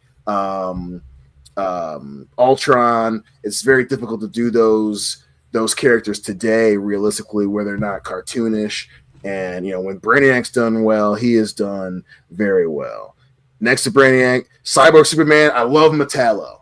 He is one of my favorite villains in general. Just the fact that he's a robot powered by kryptonite and he hates Superman. Classic reason to be a villain. Metallo, Cyborg Superman's right up there. Then I gotta go with General Zod. Big General Zod fan. Just literally, it's like, hey, what if the shitty painter from Austria had the powers of Superman, and you get General Zod. He's just so easy to hate, and he's a classic. He can kill Superman. He is Kryptonian to the bone, and such an asshole. And I love to hate General Zod. And number one overall, I gotta go with Darkseid. Darkseid for me is one of my favorite comic villains in general. The pure way that he sees himself as superior. He'll very few beings, especially in DC, will use Kryptonian as like an insult. The way that he said, Kryptonian. He's like, yeah, you a Kryptonian, but I don't respect your ass. You were nothing to me. I'm real apocalypse. I got Darkseid's my man. Darkseid number one for sure. Xavier to God, thank you for your messages. And there's your answer from Dion. And Dion, I like Darkseid quite a bit. Now, I think Michael Ironside is the best Darkseid voice actor. Agreed. 100%. Michael Ironside is Darkseid. Apes want to live forever. I love. We should. Well, we always do watch Starship Troopers. Yeah, we know we're gonna watch that. Yeah, promise me. Look, I'm there for like a while. Well, not a while. I'm there for a good chunk of days. Excuse me. I can speak. This is a podcast after all. But I do think we got to hit all the usual suspects and some new classics, and we got to get the kids involved in some of these movies. It's like, all right, boys, you're gonna sit down and watch Volcano. I don't want to watch Volcano. Yes, you do, because it's gonna teach you a lesson about race relations.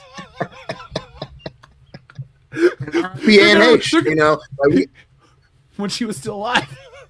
These kids are going to go back to school. They're going to have to write an essay. What did I learn on my Christmas vacation? I had to watch Volcano. It was not a good movie. but I learned a lot about 1990s Los Angeles. I believe a man can fry.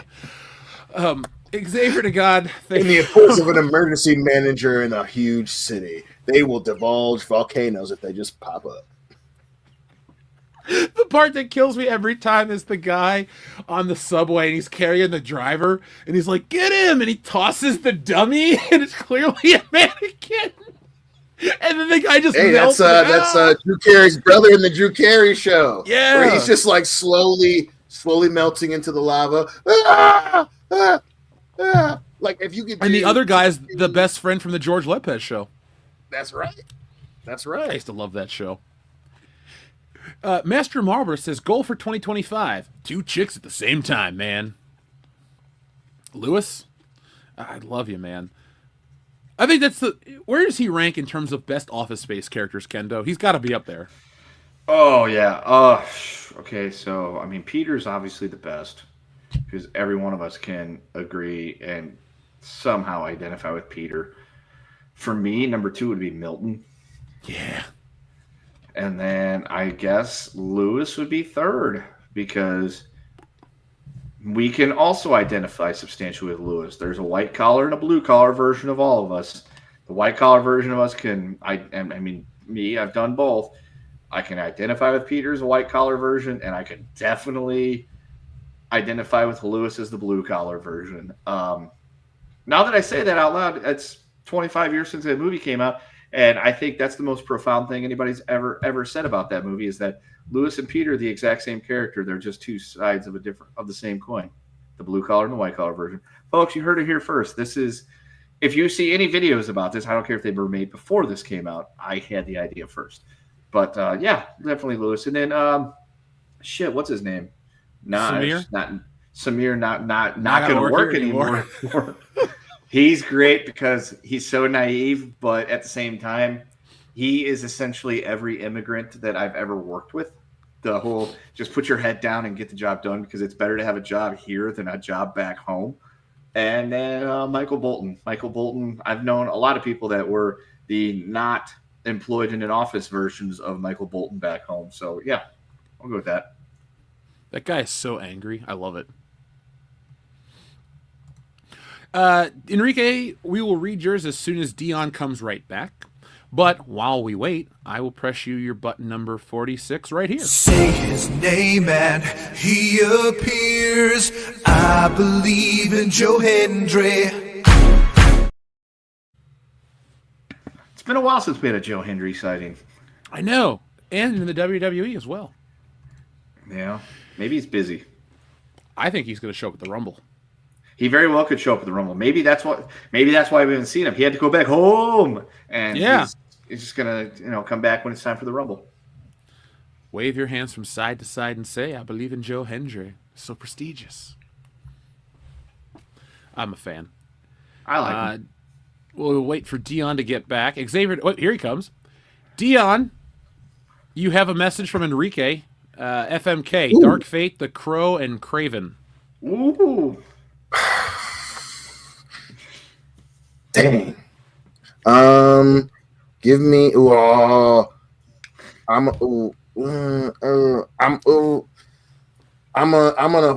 fornicate with Craven because I can't remember her name, but she's good looking, and the movie is just silly enough where it's like, okay, I had a pretty good time watching it, so I'm definitely gonna fornicate with the movie Craven. Marion, I can't believe I gotta say this. I'll marry Dark Fate. Yes, mainly because of the cast, even though. And I will admit, the Mexican Terminator, immigrant Terminator thing was pretty funny. Every time I think about it, it's so, dang it, I forgot about that. I think about it, and it's so stupid it makes me laugh. So I'm a marry Dark Fate, and I gotta kill the Crow. Like the last 30% of the movie, like I like it, but it's just not enough. That movie's really bad. But last 30%, last third of it. Look, the stairway fight's bitching. I'm not gonna lie. Yeah. everything else. Dude, I just never want to watch The Crow again. Like, here's the thing: if you were to put I'll it watch on to troll me, could we be super drunk? Like, I could not be like, I had a drink today before the show with dinner. I could not handle watching the movie in this state of mind. But if it's like half a bottle of Jack later, maybe you and I could laugh at it and laugh at his fucking haircut and his pink sweatsuit. Like, the only way to make that movie better would have been to have Pete Davidson play the Crow. Then I'd have been into it. I'm like, yeah, man, that Pete Davidson, I tell you what, or what, that would have been great. That would have been actually pretty funny if Pete Davidson was in the Crow. But I can't remember the channel, but so I forget. So forgive me out there in the space. But there was a channel that just did a recap of the production hell that the Crow was in since the first one came out, and it's just watching that, and then obviously thinking about that it came out this year. Oh man, like so many things had to go wrong, and it's just. It's a good third of a movie, and Pete Davidson might have been an improvement for the movie that they were trying to make. Like it's just like even the ending. You're like, why is this older Cuban dude sending him back and forth? What is happening? But that stair fight is pretty bitchin'. Shelley Webster should have died. She was terrible. Everybody, like except what's his name? The dude that's playing the dude taking people's souls. I always forget his name. Oh, the white guy? Yeah, the main that was villain. in the striker from X-Men Origins? Yep. Let's call him William Jobson. That's his name. Yeah, William Jobson. I do enjoy that guy. Like him just phoning it in and getting paid. Even then, you're like, he's still enjoyable. But damn, yeah, man. Like that movie is definitely one you watch when it's you and your buddies drinking. Hey, man, let's watch something shitty. You're gonna either watch The Room or like, hey, let's watch The Crow 2024. That movie was a hellscape. I'd rather watch The Room. For sure. Me too. And I love Lisa so much. Mm-hmm. Guys, talking about garbage, did you hear that Mr. Beast had a game show and it's got like terrible reviews? They gave it a 2 out of 10 on IGN. Yeah. It was that I don't know how long that game show was in production, and I'd like to think they didn't rush it because of the whole stuff coming out about him. But man, I was like, if that was your immediate response to rehab his image, it did not. It sounds like it did not go well. Xavier to God says this: if you guys had to cast, this is how I would rate the Sony Spider-Man villain verse: Venom, Craven,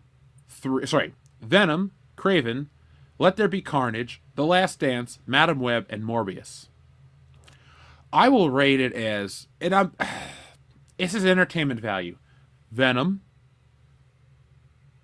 Madam Web, Craven, Venom 3, Morbius, Let There Be Carnage.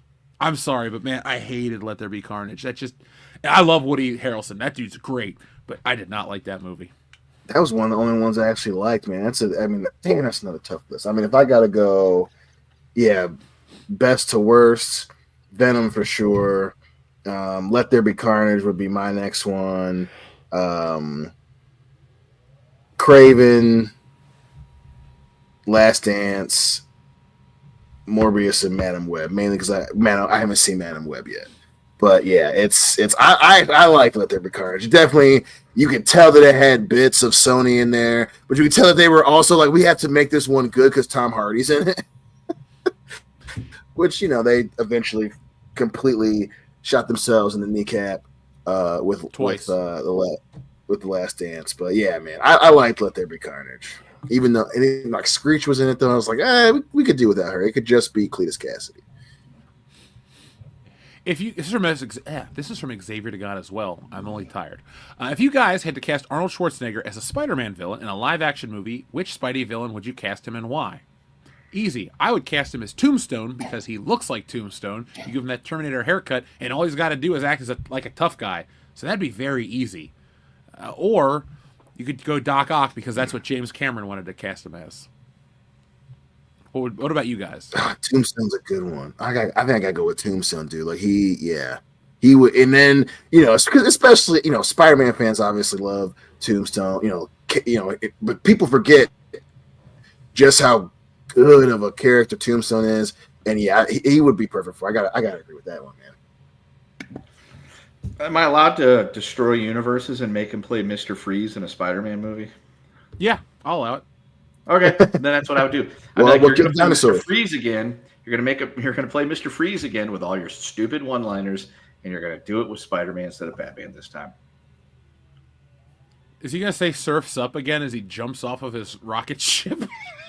Yes. Mr. Freeze had a rocket ship. What the fuck? Did you see they're making a hot toy of Batman and Robin from that movie now? Why? Yep. Well, I did because see the that. Batman and Robin from Batman Forever sold pretty well. Oh. Excuse me. I didn't get it. I got the Michael Keaton hot toy, and I'm calling it a day. I don't even have the Batman Returns one, just the '89 figure. Hey, it's a good one. Best one to have. It's Yeah. a good one. I'm going to show you in a minute because it's Christmas and it's the time of miracles. My Christmas present arrived. I only bought it last year, but it's finally here. Both of them I'm going to show you. Dion, you'll like one. Kendo, you'll like... Well, Dion, you'll like both. Kendo, I think you'll like one of them. So, Troubles Await, thank you for your very generous super chat. He says, I'll take a Die Hard button and a horses for Dion. Green, Buffalo Jeff says... Merry Christmas, Dion. I can't wait to see you, my lovable hot chocolate. Oh, don't say lovable hot chocolate. Ho, ho, ho. That's weird. That guy. I like how Buffalo Jeff went from being like just creepy to troll Dion to extremely homoerotic towards Dion. That ranch is quite lonely, man, when it's nothing but cattle and horses. Buffalo man. Jeff has evolved. He has gone straight from I just want to mess with the guy to I want to mess with the guy. He understands. He understands. That is so funny. It has more. All right. Times change, and sometimes your creepy stalker love for a man changes with it. Yeah, sometimes, bro, you just gotta get off that horse and get on to something else. Yeah, I don't stalker, know. bro. Anyway, here is your Die Hard button. Wait. Yeah, Mark Ruffalo. I just wanted to press that one. But anyway, here's your Die Hard button. Glass?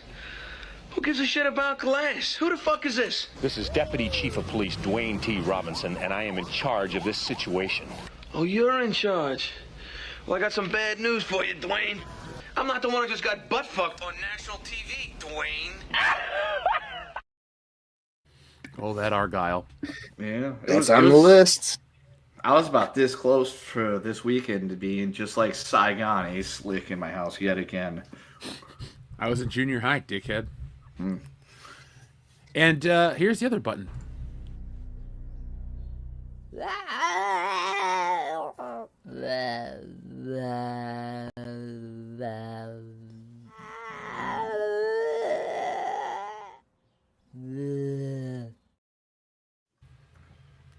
That was my personal favorite channel moment of the year, was the Buffalo Jeff t-shirt that I did with everybody on it. Like, that was my, I don't know. I feel like those channel lore come to life. So, folks, you missed out on that opportunity. The t-shirt's gone. It's all gone. If you bought it, if you were one of the few that got it, well, you're lucky. But next year, we'll do something else for Halloween. Starting next year, I want to do a Halloween shirt, a Christmas shirt, or Christmas card. And then I guess we'll have to figure out, like, I want to do 4 holiday things a year featuring us. So, what besides President's Day, what would our last holiday be? Like, what do we celebrate? You mean Flag Day. Arbor yeah. Day? Arbor Days is a classic. Yeah, Earth Day. Mm-hmm. We could always steal Boxing one of those, like, you know, I was gonna say, we always steal one of those, you know, made up bullshit like, oh, it's National Cheeseburger Day. And, you know, we do that. So there you go.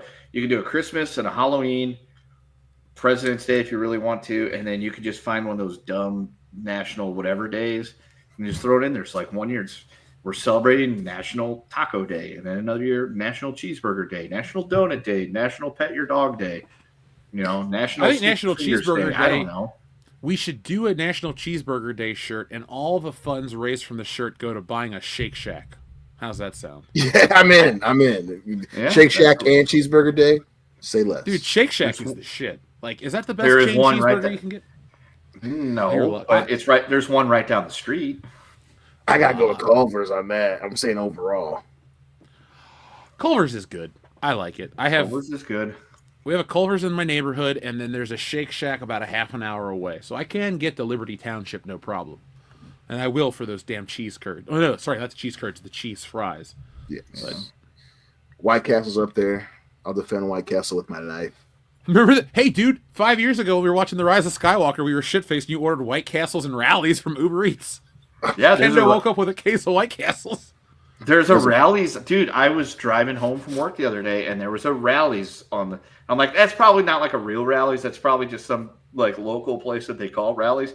No, drove by it the other day, looked a little bit closer. They got big Buford signs. I'm like, there's a Rallies. So I've got Rallies. I've got In-N-Out. I can get a Whataburger if I go down to the Waldorf Astoria. I don't know if there's a Culver's around. There is White Castle. I think there's a couple standalones, but I know for a fact there's one down on the Strip. Yep, I've been there. Obviously, there's Wendy's. Not as many Wendy's as I was think there is. There's only like 3 or 4 Wendy's in the area. I think the trade-off is worth it, though, Kendo. I think so too. I don't know if I can trade out Wendy's though. Wendy's is really good. I do love Wendy's. I got 2 of them by me. Oh, yeah, the one by my job, they're renovating it. And I was like legit mad about it. I was like, I know that I'm a fat American because it's gonna be a new. Because it was one of the old ones with like the the faded 3 Seasons room, translucent freaking like out. Those like bubble dome things. Yeah, man, that was the Wendy's where the one large gal took a liking to me. That was a good time. I got a lot of memories of that Wendy's. That was me with the ice cream girl from Grader. She used to give me like a pint of ice cream on a cone for the price of a single dip. I was like, thank you. Then they fired her for other reasons that were messed up. But since I said the name of the company, I won't say why she got fired because I'm not going to get us in trouble. We're world class. I'll tell you off air. It's messed up. But I do love me some Wendy's. I got to bring you one of those key tags. I usually gift out those as like a small stocking stuffer. I give people the little key tag for the free Frosty. Nice. Have diabetes on me. I usually say that's fine. I'll give it to the kid. He likes the Frosties. I got to try the new salted caramel one. That one I might actually try because that actually is like, wow, that actually sounds like it'd be really good. But that SpongeBob meal was bullshit.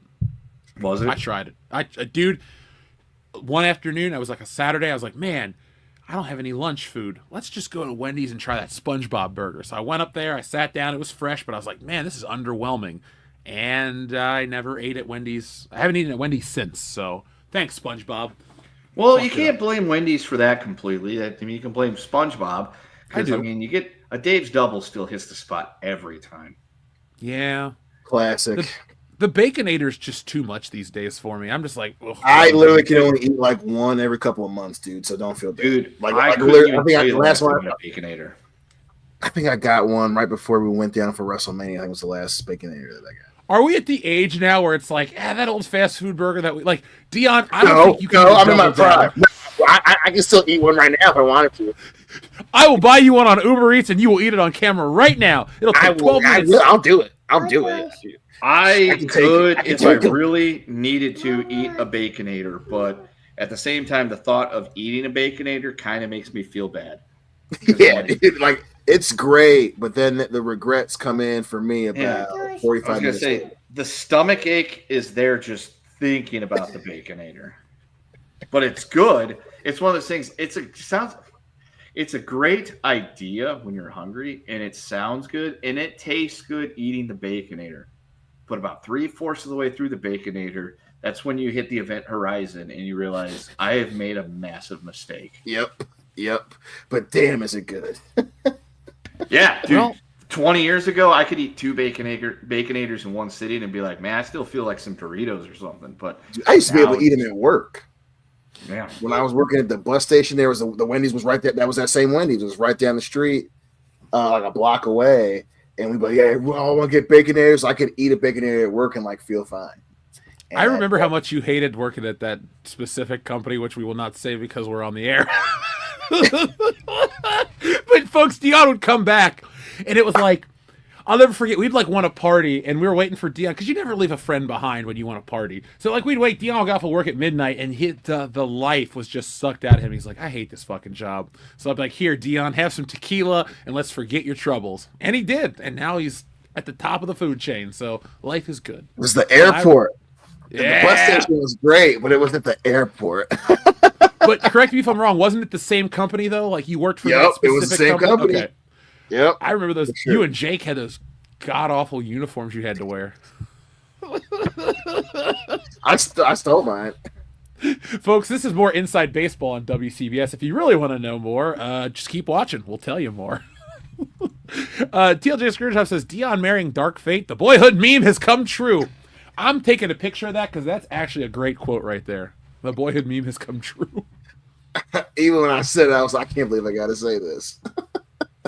I know, right? When that popped up, I was hoping he was going to have to say that just because I was like, yeah. That's why he picked those particular movies. That was a good. This will forever live in infamy. I cannot wait. That was a good move.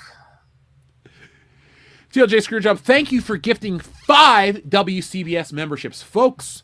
If you acquire one of these gifted memberships, say thank you to TLJ Screwjob, and to everyone out there who gifts a membership and passes them along, thank you so much, folks. We have our Red One commentary. I know it's not the world's greatest thing, but that's some bonus content. And we are, personally, I'm getting stuff geared up for next year so we can try to be more, give you more. It's just been a lot of fun here this year, and I want to give you guys even more world-class content. So TLJ Screwjob, thank you very much for that. TLJ Screwjob also says, Merry Christmas and Merry New Year, everyone. He's a listener. Year. Lionel Joseph. Yeah. And folks, if you get over to the Patrons and you listen to the commentaries, remember, they are probably not good movies. Sometimes they are. It's not so much that you have to watch a shitty movie, but you get to watch it with us. So that helps. And you get to watch it. And next year for Christmas, I'm going to give everybody those little brooms that he slaps himself with as a gift. Is that cool? Like, forget what I got you guys normally. We'll just get those. I can live with one of those. I hope so. TLJ Screwjob, thank you very much. And Merry New Year to you too. Darian217 says, Batman was on the other night. I watched it for a minute and was reminded me that over the time we tried watching it after the WWE event, it turned into just watching Aquarium Jeff for an hour or so. Plus Joe Rogan Moose. I'll press the Joe Rogan Moose. I wish I would have made Aquarium Jeff a button. If somebody can remind me what stream that's on, if it's still on the channel archives, I'll go back and clip it and turn it into a button. What was it? You were still in LA. So... Please don't remind me of living in hell. We watched something, and then you were all hopped up on goofballs, and you thought it was a good idea for us to watch Batman and Robin. And as per usual, and throwing back to tradition, you crashed at about 5 minutes, 10 minutes into the movie. And it turned into what we called Aquarium Jeff stream, where you were on the screen, we could see you, you weren't moving, there was movement as there was cats climbing around on you, and we could hear your phone buzz when Nick and I were trying to call you to get you to wake up to say, hey, Jeff, you have fallen asleep, but not thinking about prior experience doing said thing, realizing you weren't going to answer. And we even elicited help from other people that may or may not have been in the apartment with you to try to get Jeff to wake up. But I think that individual was also 3 sheets to the wind as well. Always. I think I lived out there for 4 years. Yes, I remember that day. Kind of.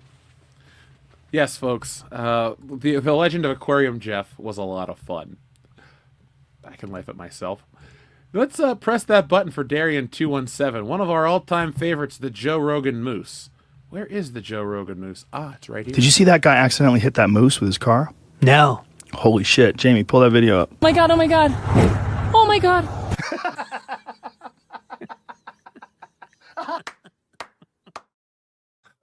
Damn, the OG moose, too. I know, right? Before we move on to anything, shout out to Cutthroat Comics for sending the love to TLJ Screwjob for the membership. Appreciate you guys. And I think it was Thunder Robots earlier that asked about Stealing Solo. In the 4th book, will we finally get to see the fictional movie? Folks, there are only 3 books, and this 2nd book ties into the 3rd one, and then the 3rd one will tie up the trilogy or end up the trilogy, and that's it. That'll be all I do for Stealing Solo. because it becomes something else that you all are hungry for, but you don't realize that you're like, oh shit, I've always wanted to read this. Because it's like, you know how you always want somebody to say something, and then you're like, yes, I'm glad somebody's saying it? That's what Stealing Solo 2 and 3 are. The third one's just balls to the wall insanity. It's literally called Frankenfisher the Brightest Solo. You get what it's about. I don't have to tell you or spoil it for you. But working on the second one was a lot of fun, and making Mark Hamill crazy, a loony bastard, if you will, was a lot of fun. Dion, you, like in the first book, I always joke, like, man, I'm sorry I couldn't, we didn't have a bunch of lines for you. You get some of the best lines in this fucking book. And Kendo, you do as well. I'm there. I think Nick's just there as the filmmaker in this one, but we're all held hostage by Mark Hamill's crazy ass for the events of the first book. And folks, this is like, well, first off, folks, I would like you to help me hit some big goals, because we can turn this into a big event. And well, we've done it before with the first book, so let's top it with the second one.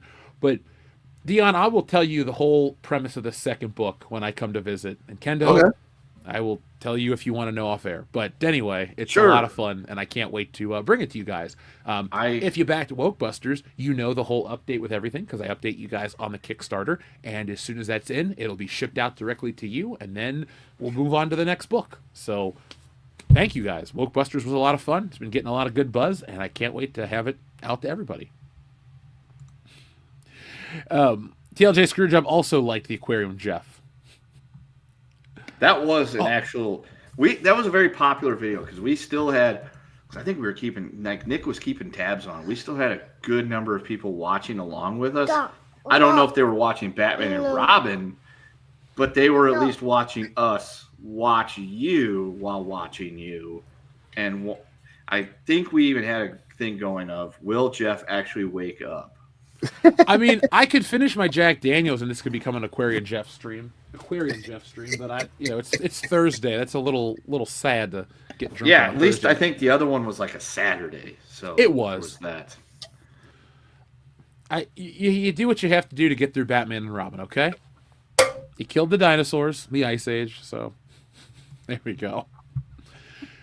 So, before we jump into the worst of 2024 and other news stories and other topics, because, this is kind of fun.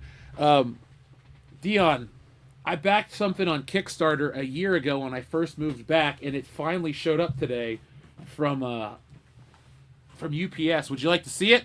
Hell yeah! So, folks, this, as you can see, hold on, let me just give my... Fuck, it's huge. There we go. I got this giant... It's a DeLorean, okay? That's what it is. It's a giant metal DeLorean that goes with the 7-inch NECA figures. It lights up, it makes smoke and sounds. It's got a flux capacitor on the box. It's cool, and I will do a review for you guys soonish. But that's the first thing that showed up. That is awesome. Yeah, that's pretty cool. Oh, that's cool. And then here's the other thing I got. I know some people might hate it, but I got this Indiana Jones from Mezco. And Dion, this is the kind that have the real clothes like your Jason Voorhees. That's dude. Cool. That's awesome. Holy shit. And I got the deluxe version with the temple platform and the golden idol and all this shit. And it looks pretty good like Harrison Ford, too. So, dude, that's awesome. Folks, the collection grows in 2024.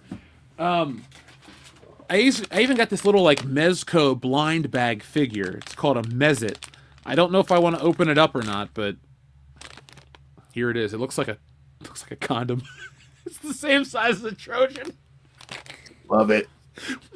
I would die laughing if I bought a toy and they sent me a condom. I'm like, wow. Okay. I mean, yeah, that would be a pretty good FU from a best reputation. I've bought independent movies from people that Nick knows that came with rolling papers and condoms, so I wouldn't put it past people to do that. I have a Ben Stiller branded condom because he did that movie, The Heartbreak Kid, when we were in college. They came to Michigan State our freshman year, and they were giving out just condoms. I'm like, all right, cool. And so I took one, and I have a Ben Stiller branded condom somewhere in my collection. I would love to find it one day. I won't use it because it's, oh my God, 17 years old. Fuck. That shit will be gone at this point. Well past expired. Yeah, you'll have a kid with a 17-year-old condom. So, in terms of the worst of the year, what do you guys got? I'll go last this time because I don't know if I want to play the video again. Or should I? You know, if you like how it feels when you let it out. I mean, for me, you know, the Crows on here, last third, I enjoyed. But man, that movie stuff. I think for the easiest worst of the year, you know, Here Joker again, 2. time where we reflect. Oh, sorry. Go ahead. Sorry, I didn't mean to start playing on you. We're not going to do this. That was perfect time. Oh, I was. Love it. That was good. That was good. Oh, that's terrible looking. There we go. But yeah, Joker 2. Was it Folie Joker, whatever the hell the name is? Folie à Deux. For Deux. It was such a huge letdown on top of being bad. Easily, you know, it and The Crow. Or you know, I'll say, you know, I enjoyed the last third of The Crow. I did not enjoy anything of Joker 2. It was not great. Kendo, I know you didn't watch as many movies this year, but what was the worst one that you've seen, if you've seen a modern movie that sucked? I mean, any of the Netflix movies my wife watches. She's a big fan of watching Netflix original movies. And I'm just going to go with that. Like, I may not have watched them. I might have got bits and pieces as I was walking through the living room, kitchen, whatever you want to call that, since it's an open floor plan that we had to have. And I'll just go with that. Anything that was a Netflix movie. I'll let the video play in a moment. Yes, Cutthroat Comics, that was the deluxe Indiana Jones. I'll do a review for you guys. It's a nice figure. I have taken it out of the box once. I hate Dial of Destiny, but this is Raiders of the Lost Ark, and this is one of the best movies ever made. So, also as a kid, the number one toy I wanted growing up was Indiana Jones the action figure. Before everyone had the internet in their house, I didn't even know that Kenner made an Indiana Jones toy line. And so when I found out about it, and I found out how expensive it was, that just was a no-no. Even by today's standards, I'm not spending $300 on a Indiana Jones missing his thumb. However, I have picked up every younger Indiana Jones figure of the modern era since 2008. So that will always be added to my collection. Darian217, thank you very much for your super chat. Speaking of watching WWE events, are you going to the Royal Rumble in 2025 Indianapolis, Jeff? No, Dion and I are getting together, though, for it. You still coming down to Phil's? Yes, sir. All right. We got to figure out WrestleMania. Since it's $2,000 a ticket and we're not going to do that shit, we should still get together to watch it. Free housing.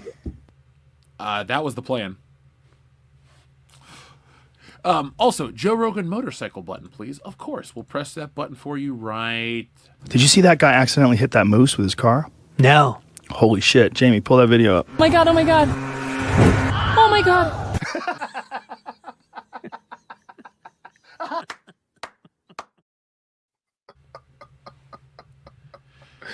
That video, bro.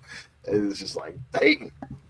Did the one don't make it to rush hour that we had that where he was flying on a hot dog and he was in the bathtub that you guys convinced me it was him trying to take a shit in the tub? Did that get zapped?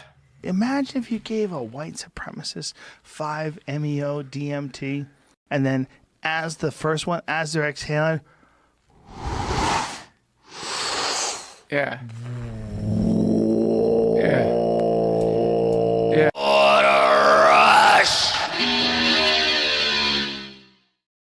I guess it did not. There you go. Ask what you shall receive, Kendo.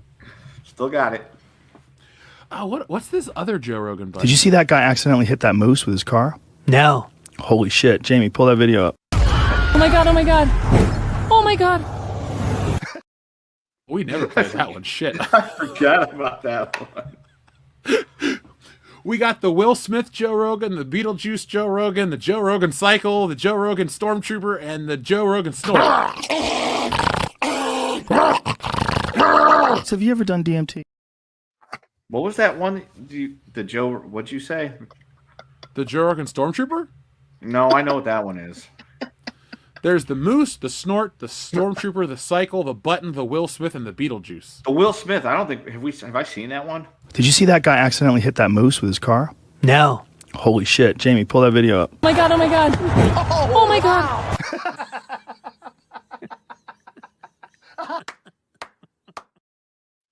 I lied. I did see that one. That's so dated at this point. Oh my god. Yeah, but damn, that's still a funny story. Man, Will Smith just slapped the shit out of me. Yeah. And his We were career has watching not that recovered live. still.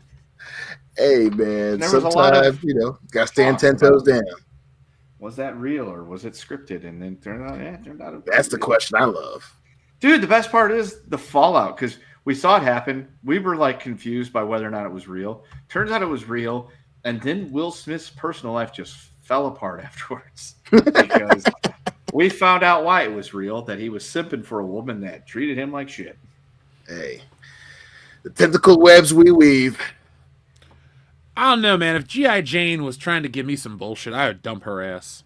I mean, no, you're not wrong for sure, but nobody bats 100. There's always if it's 10% of dudes that do that, sometimes you talk about their wife, they smack you in the face. I mean, yeah. Well, I mean, I would, but that's also because I have like no ill will towards my wife. I actually enjoy her. Well, there you go. I don't think Same thing with like Dion. If we went after Hillary, I would totally expect Dion to smack the shit out of me, but I wouldn't because hell, I I'd have no smack you. reason She's to. my friend too. Yeah, I'd be like, I completely deserve to get my ass whooped for that one, but that's why there's Nick's not also- on the show tonight, folks. He said some shit about Dion's wife, and now we're in limbo. Yeah, I told him to keep my wife's name out his mouth. He said, "Well, that ain't the only thing, Papa." Now we're changed. I was gonna say I feel like there's no universe where any of that shit would ever actually happen, but apparently it did. Well, we had to tell the audience the truth, man. We're world class There you go. and we're honest. When you see Nick in a couple weeks, just ask him how his jaw feels. Yeah. I'll call him up tomorrow. Be like, listen, bitch. No.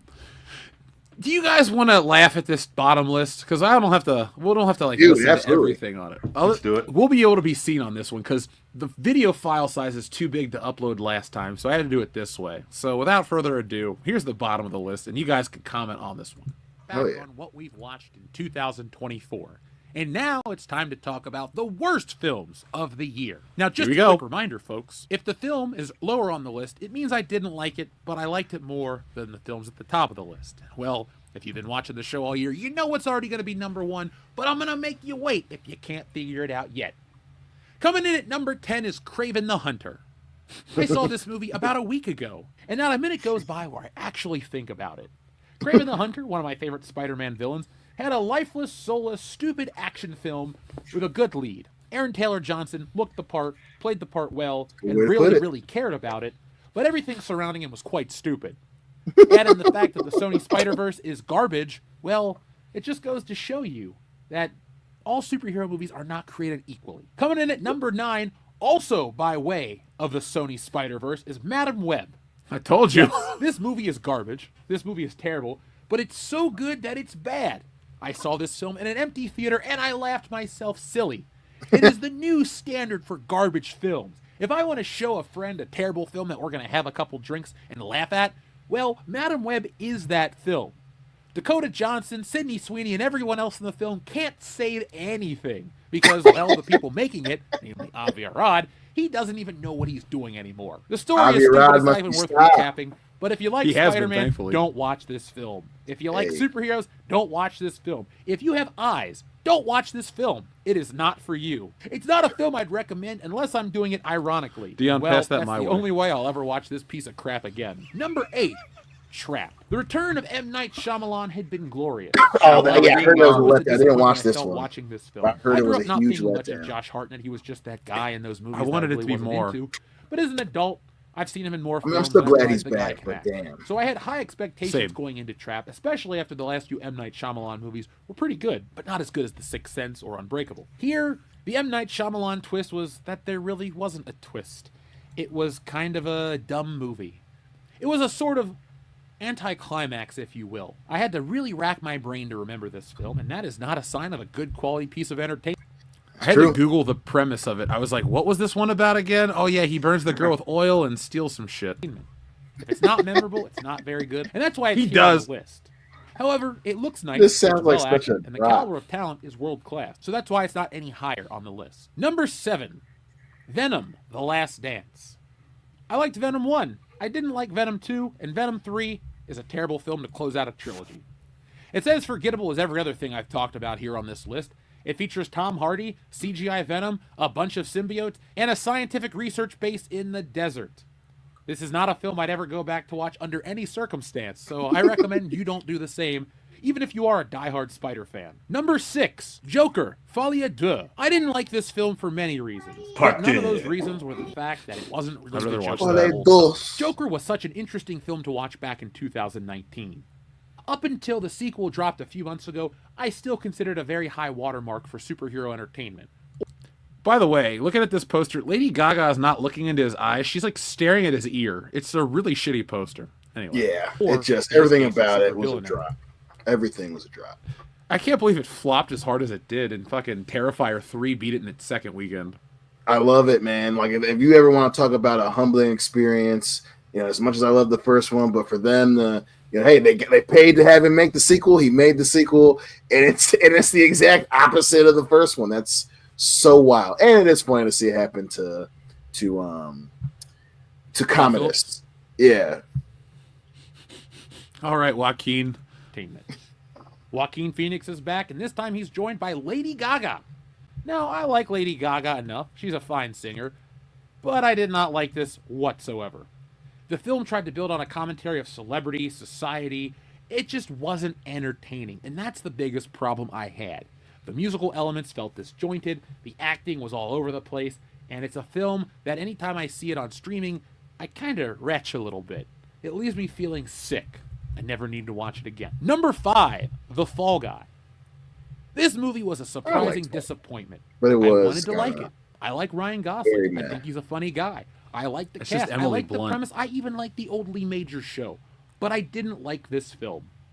The romance was contrived. I didn't like most of the side characters. The villain was annoying. And you're supposed to dislike a villain. Aaron Taylor Johnson, 2 misses in 2024. Damn. Also, too, I think it was Timothée Chalamet was the bad guy in that one. It was Aaron Taylor Johnson. Was it?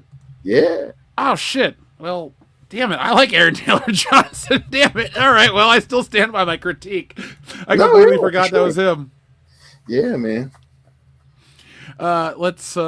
Shit. I can't believe I thought it was Timothée Chalamet. Want to make a film where you had the same song in every scene played differently. Then I saw it done in The Fall Guy, and I realized what a shitty idea it was. So, if you're going to watch The Fall Guy, try to watch it with mute.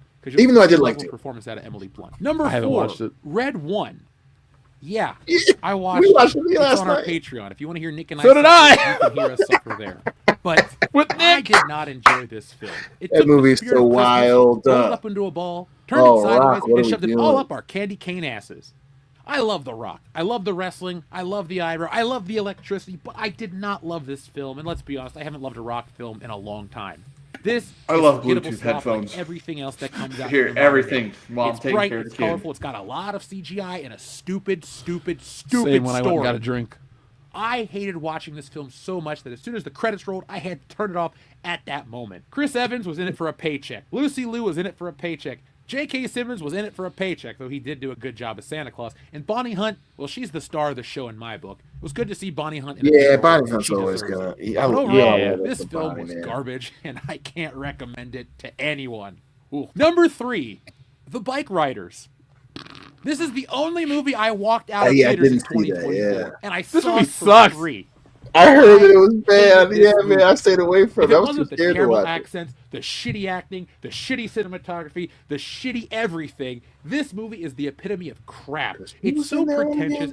It loves the smell of its own fart. Oh, yeah. It's the guy who played Elvis. It's the chick who looks like a cartoon character. Tom Hardy. Overall, it's better to stare at the ground and count the kernels of popcorn you've poured all over because you've realized you've wasted time. Because I saw him doing the voice again, and I was like, I don't know about this. It gets one. Worse. Dude, I can't believe Tom Hardy is the actor in the most shitty films. Now, Cutthroat Comics, I did not pay to see The Bike Riders. I saw it for free. So I still walked out of it. I was like, this is a waste of my time.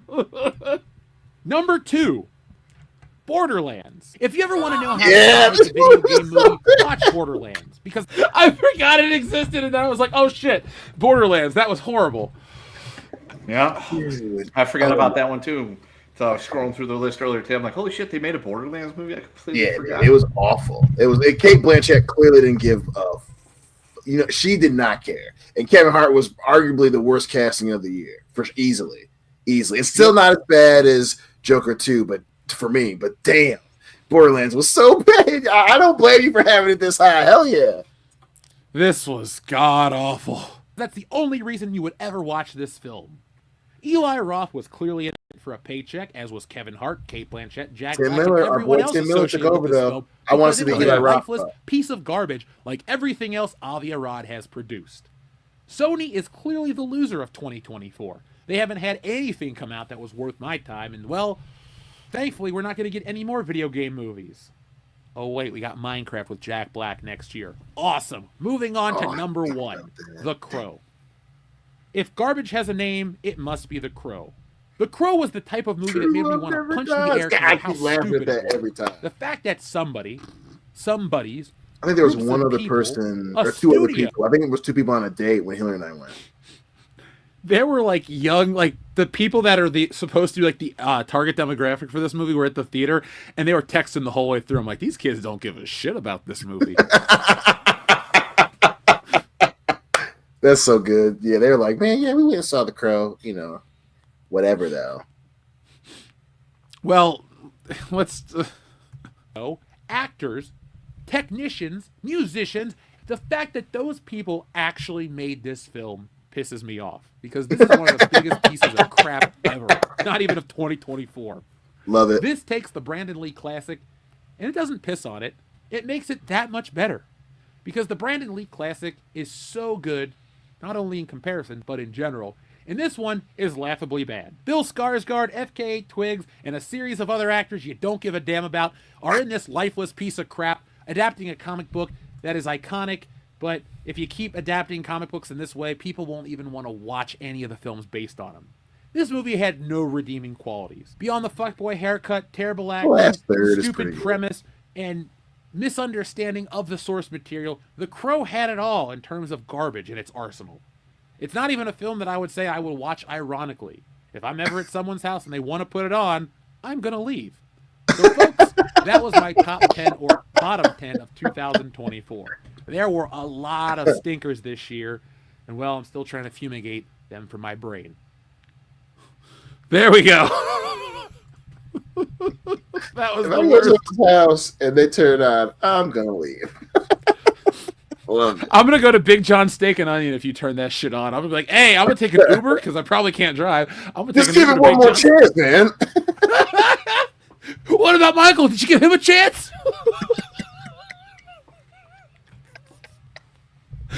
I don't know when this shit became Spider-Man, but I'm okay with that. Oh, so silly. Damn, I can't. That movie is just so bad. We lived through some garbage movies of the year. Like I said, the most forgettable was Ghostbusters, but my surprise of the year was Twisters. I liked that movie. We liked it a lot too, dude. 100%. 100%. Yeah. It's like Clinton the Powell, lightest watch. We're Clinton Powell family, for sure. Same here. He and I have the exact same birthday to the day, so I'm a foot taller than him. He's a little richer than me right now, but hey, I'll catch up to him in that way. He'll never catch up to me in that way, so I think I'm pretty good. I'm not going to go to the bathroom anytime soon and not return. Nick was worried about that last night during Red 1, and all I got was a Christmas cookie, so don't worry. That's old Jeff. When I lived over. That's PTSD kicking in. Like, we've been through a lot of those, forays into the jungle only for Jeff to go away for a second and not return and leave us by ourselves. So you can't fault Nick for having a little PTSD. I'm not. But, I have to tell him it's going to be okay. Nick, it's going to be okay. Did Jeff fall asleep? Did he pass out? Did the NBA get it? We don't know. The who? The NBA. The VC. Oh, the NBA. Oh, okay. I was like... Charlie. Yeah, okay. I was like, what about the NBA? Did I get drafted and I didn't know about it? Okay. Be a mean power forward. Oh, okay. V. So we're a couple days away from next year. Is there anything that has got you excited for 2025 in terms of entertainment? I mean, not really. I know. I think that The Boys season 5 is supposed to come out in 2025. So, But I don't think it's 2025 though. But maybe that. What? There was a video game. It'll come to me, but yeah, not really, man. Like not a whole lot. I mean, I guess you can say I'm, I'm a Superman fan. Not a huge Superman fan, but I love Superman. So I guess you could say I'm excited for that. I mean, that's pretty much. Oh, I do. I will say that I do want to see the Michael B. Jordan movie. Was it Sinners or whatnot? And then, yeah, Novocaine looks interesting. I don't know if I'd say I'm excited for that, but Novocaine does look pretty damn good. Plus, Jack Quaid's my boy. We're a Jack Quaid fan group over here. Jack Quaid versus Glenn Powell. Who you voting for? I gotta go with Glenn Powell. He actually has the cool factor. Agreed. Even though he's 5'2", he's cool. That is hilarious. Still. Wait, they're making a sequel to The Accountant with Ben Affleck and J.K. Simmons. What? Yeah, I don't think it's not 2025 though, is it? It comes out on April. The Certified Public Accountant because. That would be the only way to sequelize that thing. I thought it just got released. No, Accountant 2 comes out. Now. Damn. It's an Amazon MGM movie, so You know what, Cutthroat? I am excited for Mission Impossible 2. I will say that. Yep. Mission Impossible as well. I do want to see that. Even though Dead Reckoning wasn't great, part 1 wasn't great. I am excited for part 2. Yeah, I'm looking forward to that. Superman, Mission Impossible to what are we at? 8 now? Yep. I'm trying to think. I think there's supposed to be a game coming out next year that's supposed to be really good that I was looking at the other day. I'm like, oh shit, that's going to be awesome. But search me. I can't figure out what it is. I am looking forward to finally getting the Killer Clowns from Outer Space game if I ever have time to actually sit down and buy it and play it. Did you know they're making Dragon Age next year? The Dragon Age 28 just years came later. out. I forgot about that. Yep. I do want to see 28 years later. They're making another Final Destination movie next year. Yes, they are. Really? They are making yet another Final Destination movie, which has Tony Todd in it. Yeah, before he, went to his Final Destination. Is this Kim Basinger's daughter that's in this movie? This looks horrible. Dang. Is it the one that Alec Baldwin called a pig? Oh, this is Breck Marie Basinger. She's 25. It doesn't say anything about her parents. It says her mother and the rest of her family remains in Texas. Oh, I guess it's the different Basinger. Never mind. Oh. I don't care. I was just like, Alec Baldwin's daughter's in a Final Destination movie. Great. We finally get to see one of their family die. That Karate Kid movie looks pretty legit, though. They ran a trailer the other night during was it football or something I was watching? And I was like, all right, Mr. Miyagi, Jackie Chan, excuse me. I'll watch this. So I'll check it out. Speaking of which, I am looking forward to the finale of Cobra Kai season 6, part 3, because apparently splitting your last season in 2 parts wasn't enough. Now we're splitting it into 3. So over, I think it was Thanksgiving break, I actually got caught up. I sat down and watched season 6, part 1 and 2, which I hadn't watched yet. But since there was some children, the Utes in my class that were trying to spoil it, I decided I have to watch it as soon as possible because they will do it just to try to aggravate me, which it won't. But, it was okay. I mean, it's not as good as it used to be, but I don't know. The whole idea of men in their 50s fighting karate and fighting each other with karate and shitloads of stuff involving karate. It was just like, how much further can they take this? And then they took us to Korea, where Kreese is still around. Now there's a international tournament that somehow Miyagi-Do qualified for. And so Miyagi-Do and Eagle Fang have come together as one.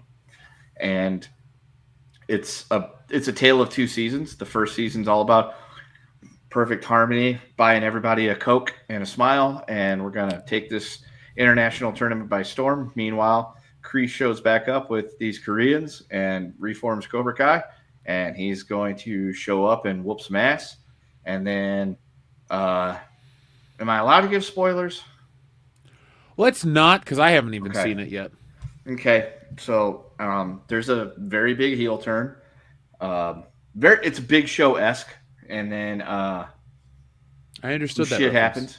Yeah, some shit happens, and then more shit happens. We get some more people from the past back because more shit happens. They fight in the international tournament because more shit happens. And then it ends on a cliffhanger because a bunch of shit happens. Well, I will Dang. catch up soon. Felt like I was there. And that's just about as spoiler free as I can give it because I mean I could run it down, but no spoilers. Folks, go watch it so that way, when we come back in a couple weeks, if you want me to, I can talk all about it and Jeff can talk about it and we can fill in the yada yada shit happens things with what actually happens. Speaking of shit, what do you think's going to shit the bed harder? Thunderbolts or Fantastic Four? I think Thunderbolts is going to be an absolute flop. I'm going to rephrase that.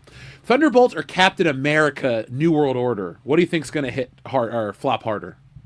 The New those World two, Order. probably Thunderbolts. Yeah, I don't think it's going to be a hit at all. I don't think anybody wants that movie. Much like the Suicide Squad, that didn't hit either. But I don't think Captain America is going to hit. I really think that's going to be a surprise flop, and they're going to try to paint people in a negative light, but people just don't care. It's not the real Captain America anymore. No, we saw the story play out. Yeah, I think it'll start off well, and I think it's going to drop after the first week for sure. But I think it'll have a little bump. They definitely are going back to the espionage portion of Captain America well. So I think that's going to help a little bit. But again, I think there's definitely it plus it being so early in the year and in February, they're trying to flirt with certain things a lot for sure. But yeah, if it has a lot higher chance to be good than the Thunderbolts, and I have more faith in the New World Order than I did the Marvels. That's for damn sure. I mean, the Marvels is like the bottom of the barrel. Yeah. And it flopped, and we all laughed. Yeah.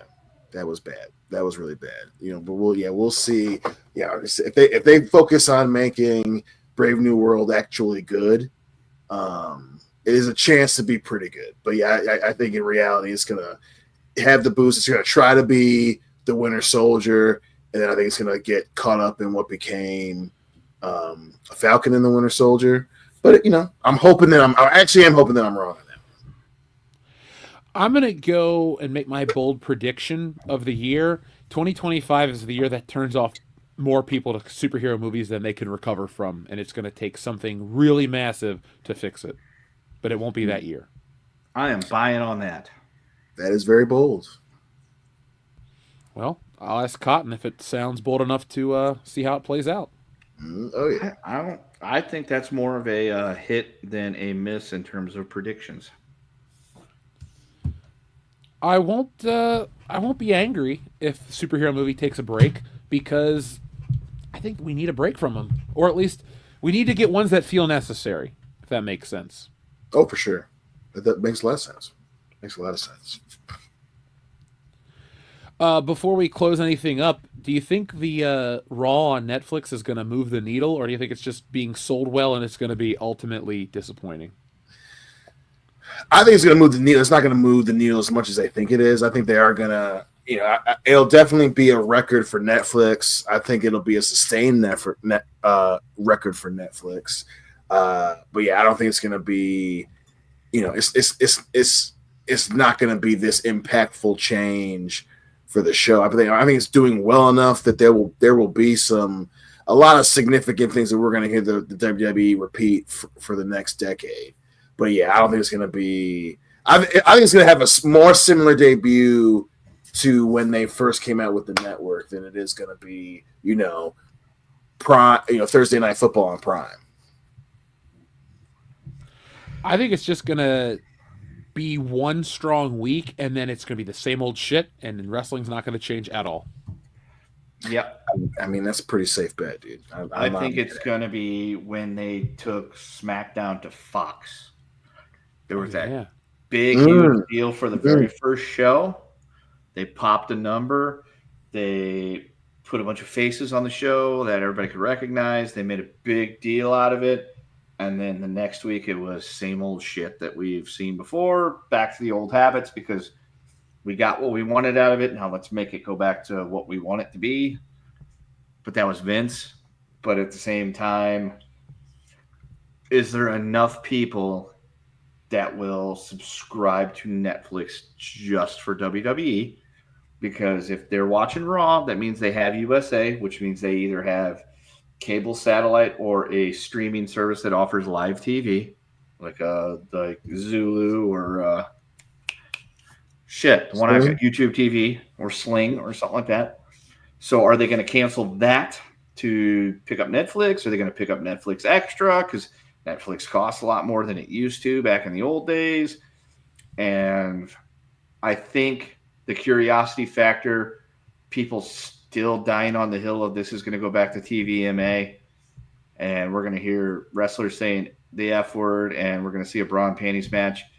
I think that'll get a good rating for the very first one, but then when they realize that's not what it is, and then the second week comes along and it's just fucking Monday Night Raw, but with a new network place to watch it, then I think it'll level itself back out. I also think, because I saw somebody in the chat say this, I don't think there's any concern of there to be Netflix lag like there was with the Mike Tyson fight, because that was, 60 million people watching? There is no chance in hell that... I'll argue that Netflix will have 2 million people watch, and that's it. It's not going to be 30 million. It's not going to be half the Netflix people. Like, wrestling is a very small audience that happens to just be popular enough that like everybody knows some of these bigger guys. But I don't think it's going to be all of a sudden like, oh man, 40 million people a week watch Netflix wrestling. Agreed. Yeah, that's fairly much nail on the head. Like the boxing match was 60 something million people. There's going to be 2 NFL games on Netflix on Christmas, and I'm sure that will garner a substantial amount of people, but compared to wrestling, that's a fraction of the audience, which is why I always think it's hilarious when they use Monday Night Football as an excuse why the ratings aren't very high. Meltzer. It's like there's not that big of a crossover audience between diehard wrestling fans and people that watch the NFL. So, yeah, I 100% am in the camp of big number for the first episode, and then it'll level off.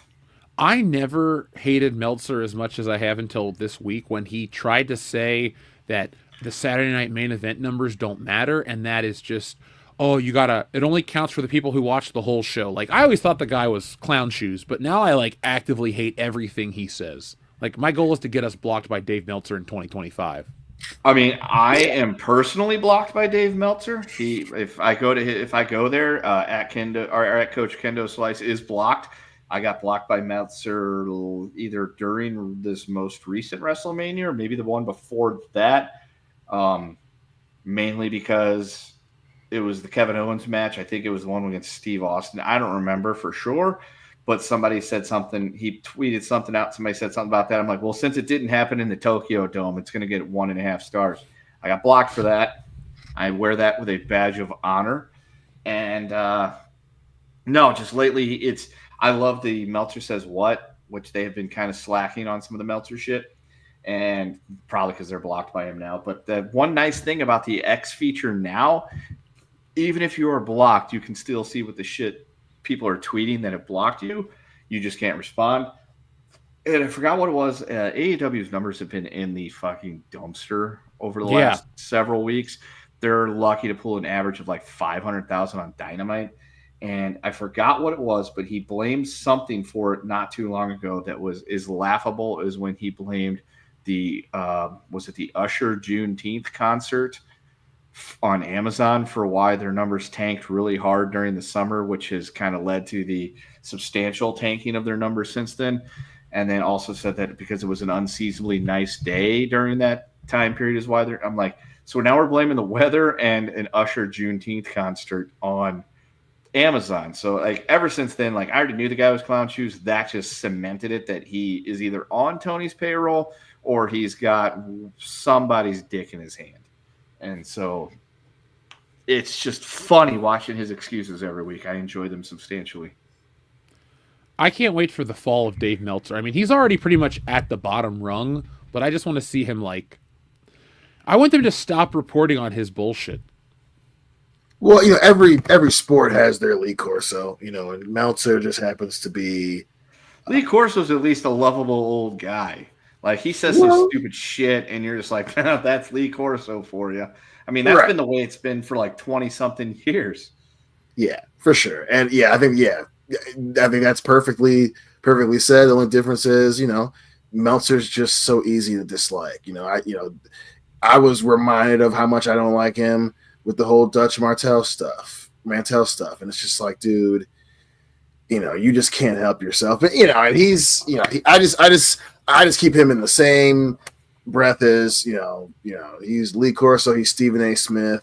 You know, every genre of entertainment has to have their hot take makers on in relevant mediums. But does Stephen A. Smith make up bullshit that is never true?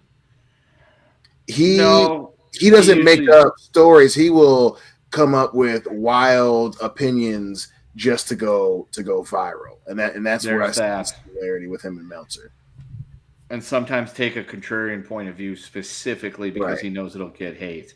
Right. He's not as bad as what was the guy that used to Skip Bayless? He's not as bad as Skip Bayless. Yes, Skip Bayless is more like Meltzer in that he's not essentially making up fake shit to garner numbers, but he is saying some insanely. Hey, he made up the Troy Aikman is gay thing, so I think you're right.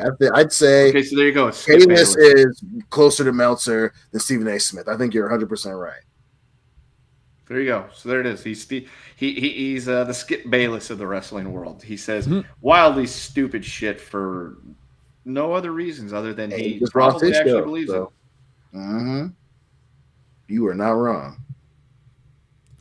Now, we have a couple messages. First off, Xavier to God says FMK, Kick-Ass 2, Age of Ultron, and Kraven the Hunter. Well, these are an odd combination of films. Yeah. So I'll marry Age of Ultron, fuck Kraven the Hunter, and kill Kick-Ass 2. I will kill Kraven the Hunter. I will fornicate with Age of Ultron. I guess marry Kick-Ass 2. That's where I'm at with it. Kill Kraven the Hunter, marry Kick-Ass 2, and fuck Age of Ultron.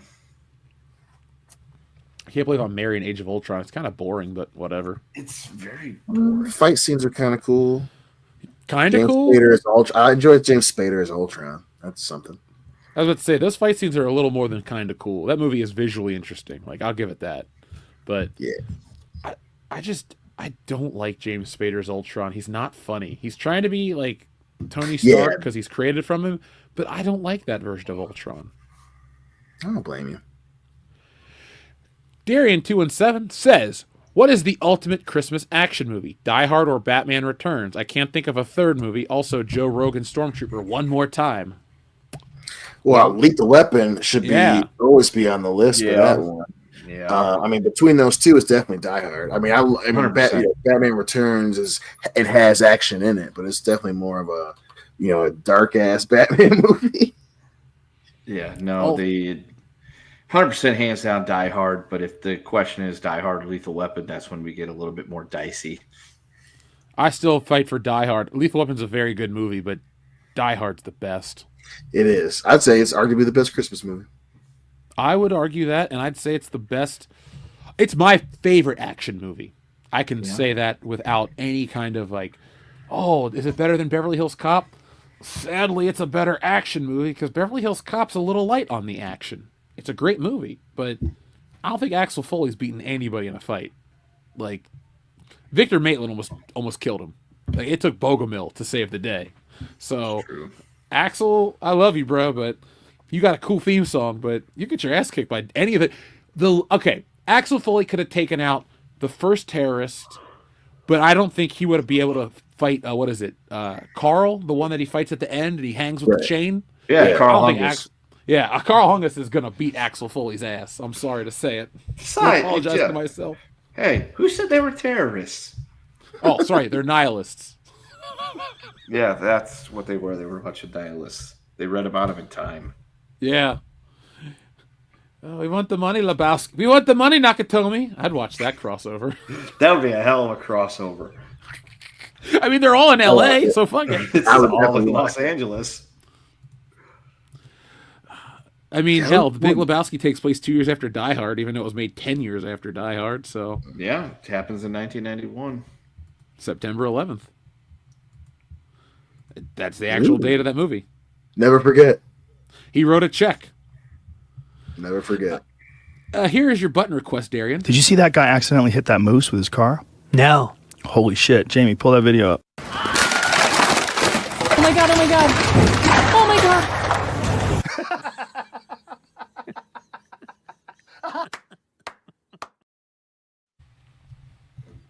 Well, sucks to be that guy.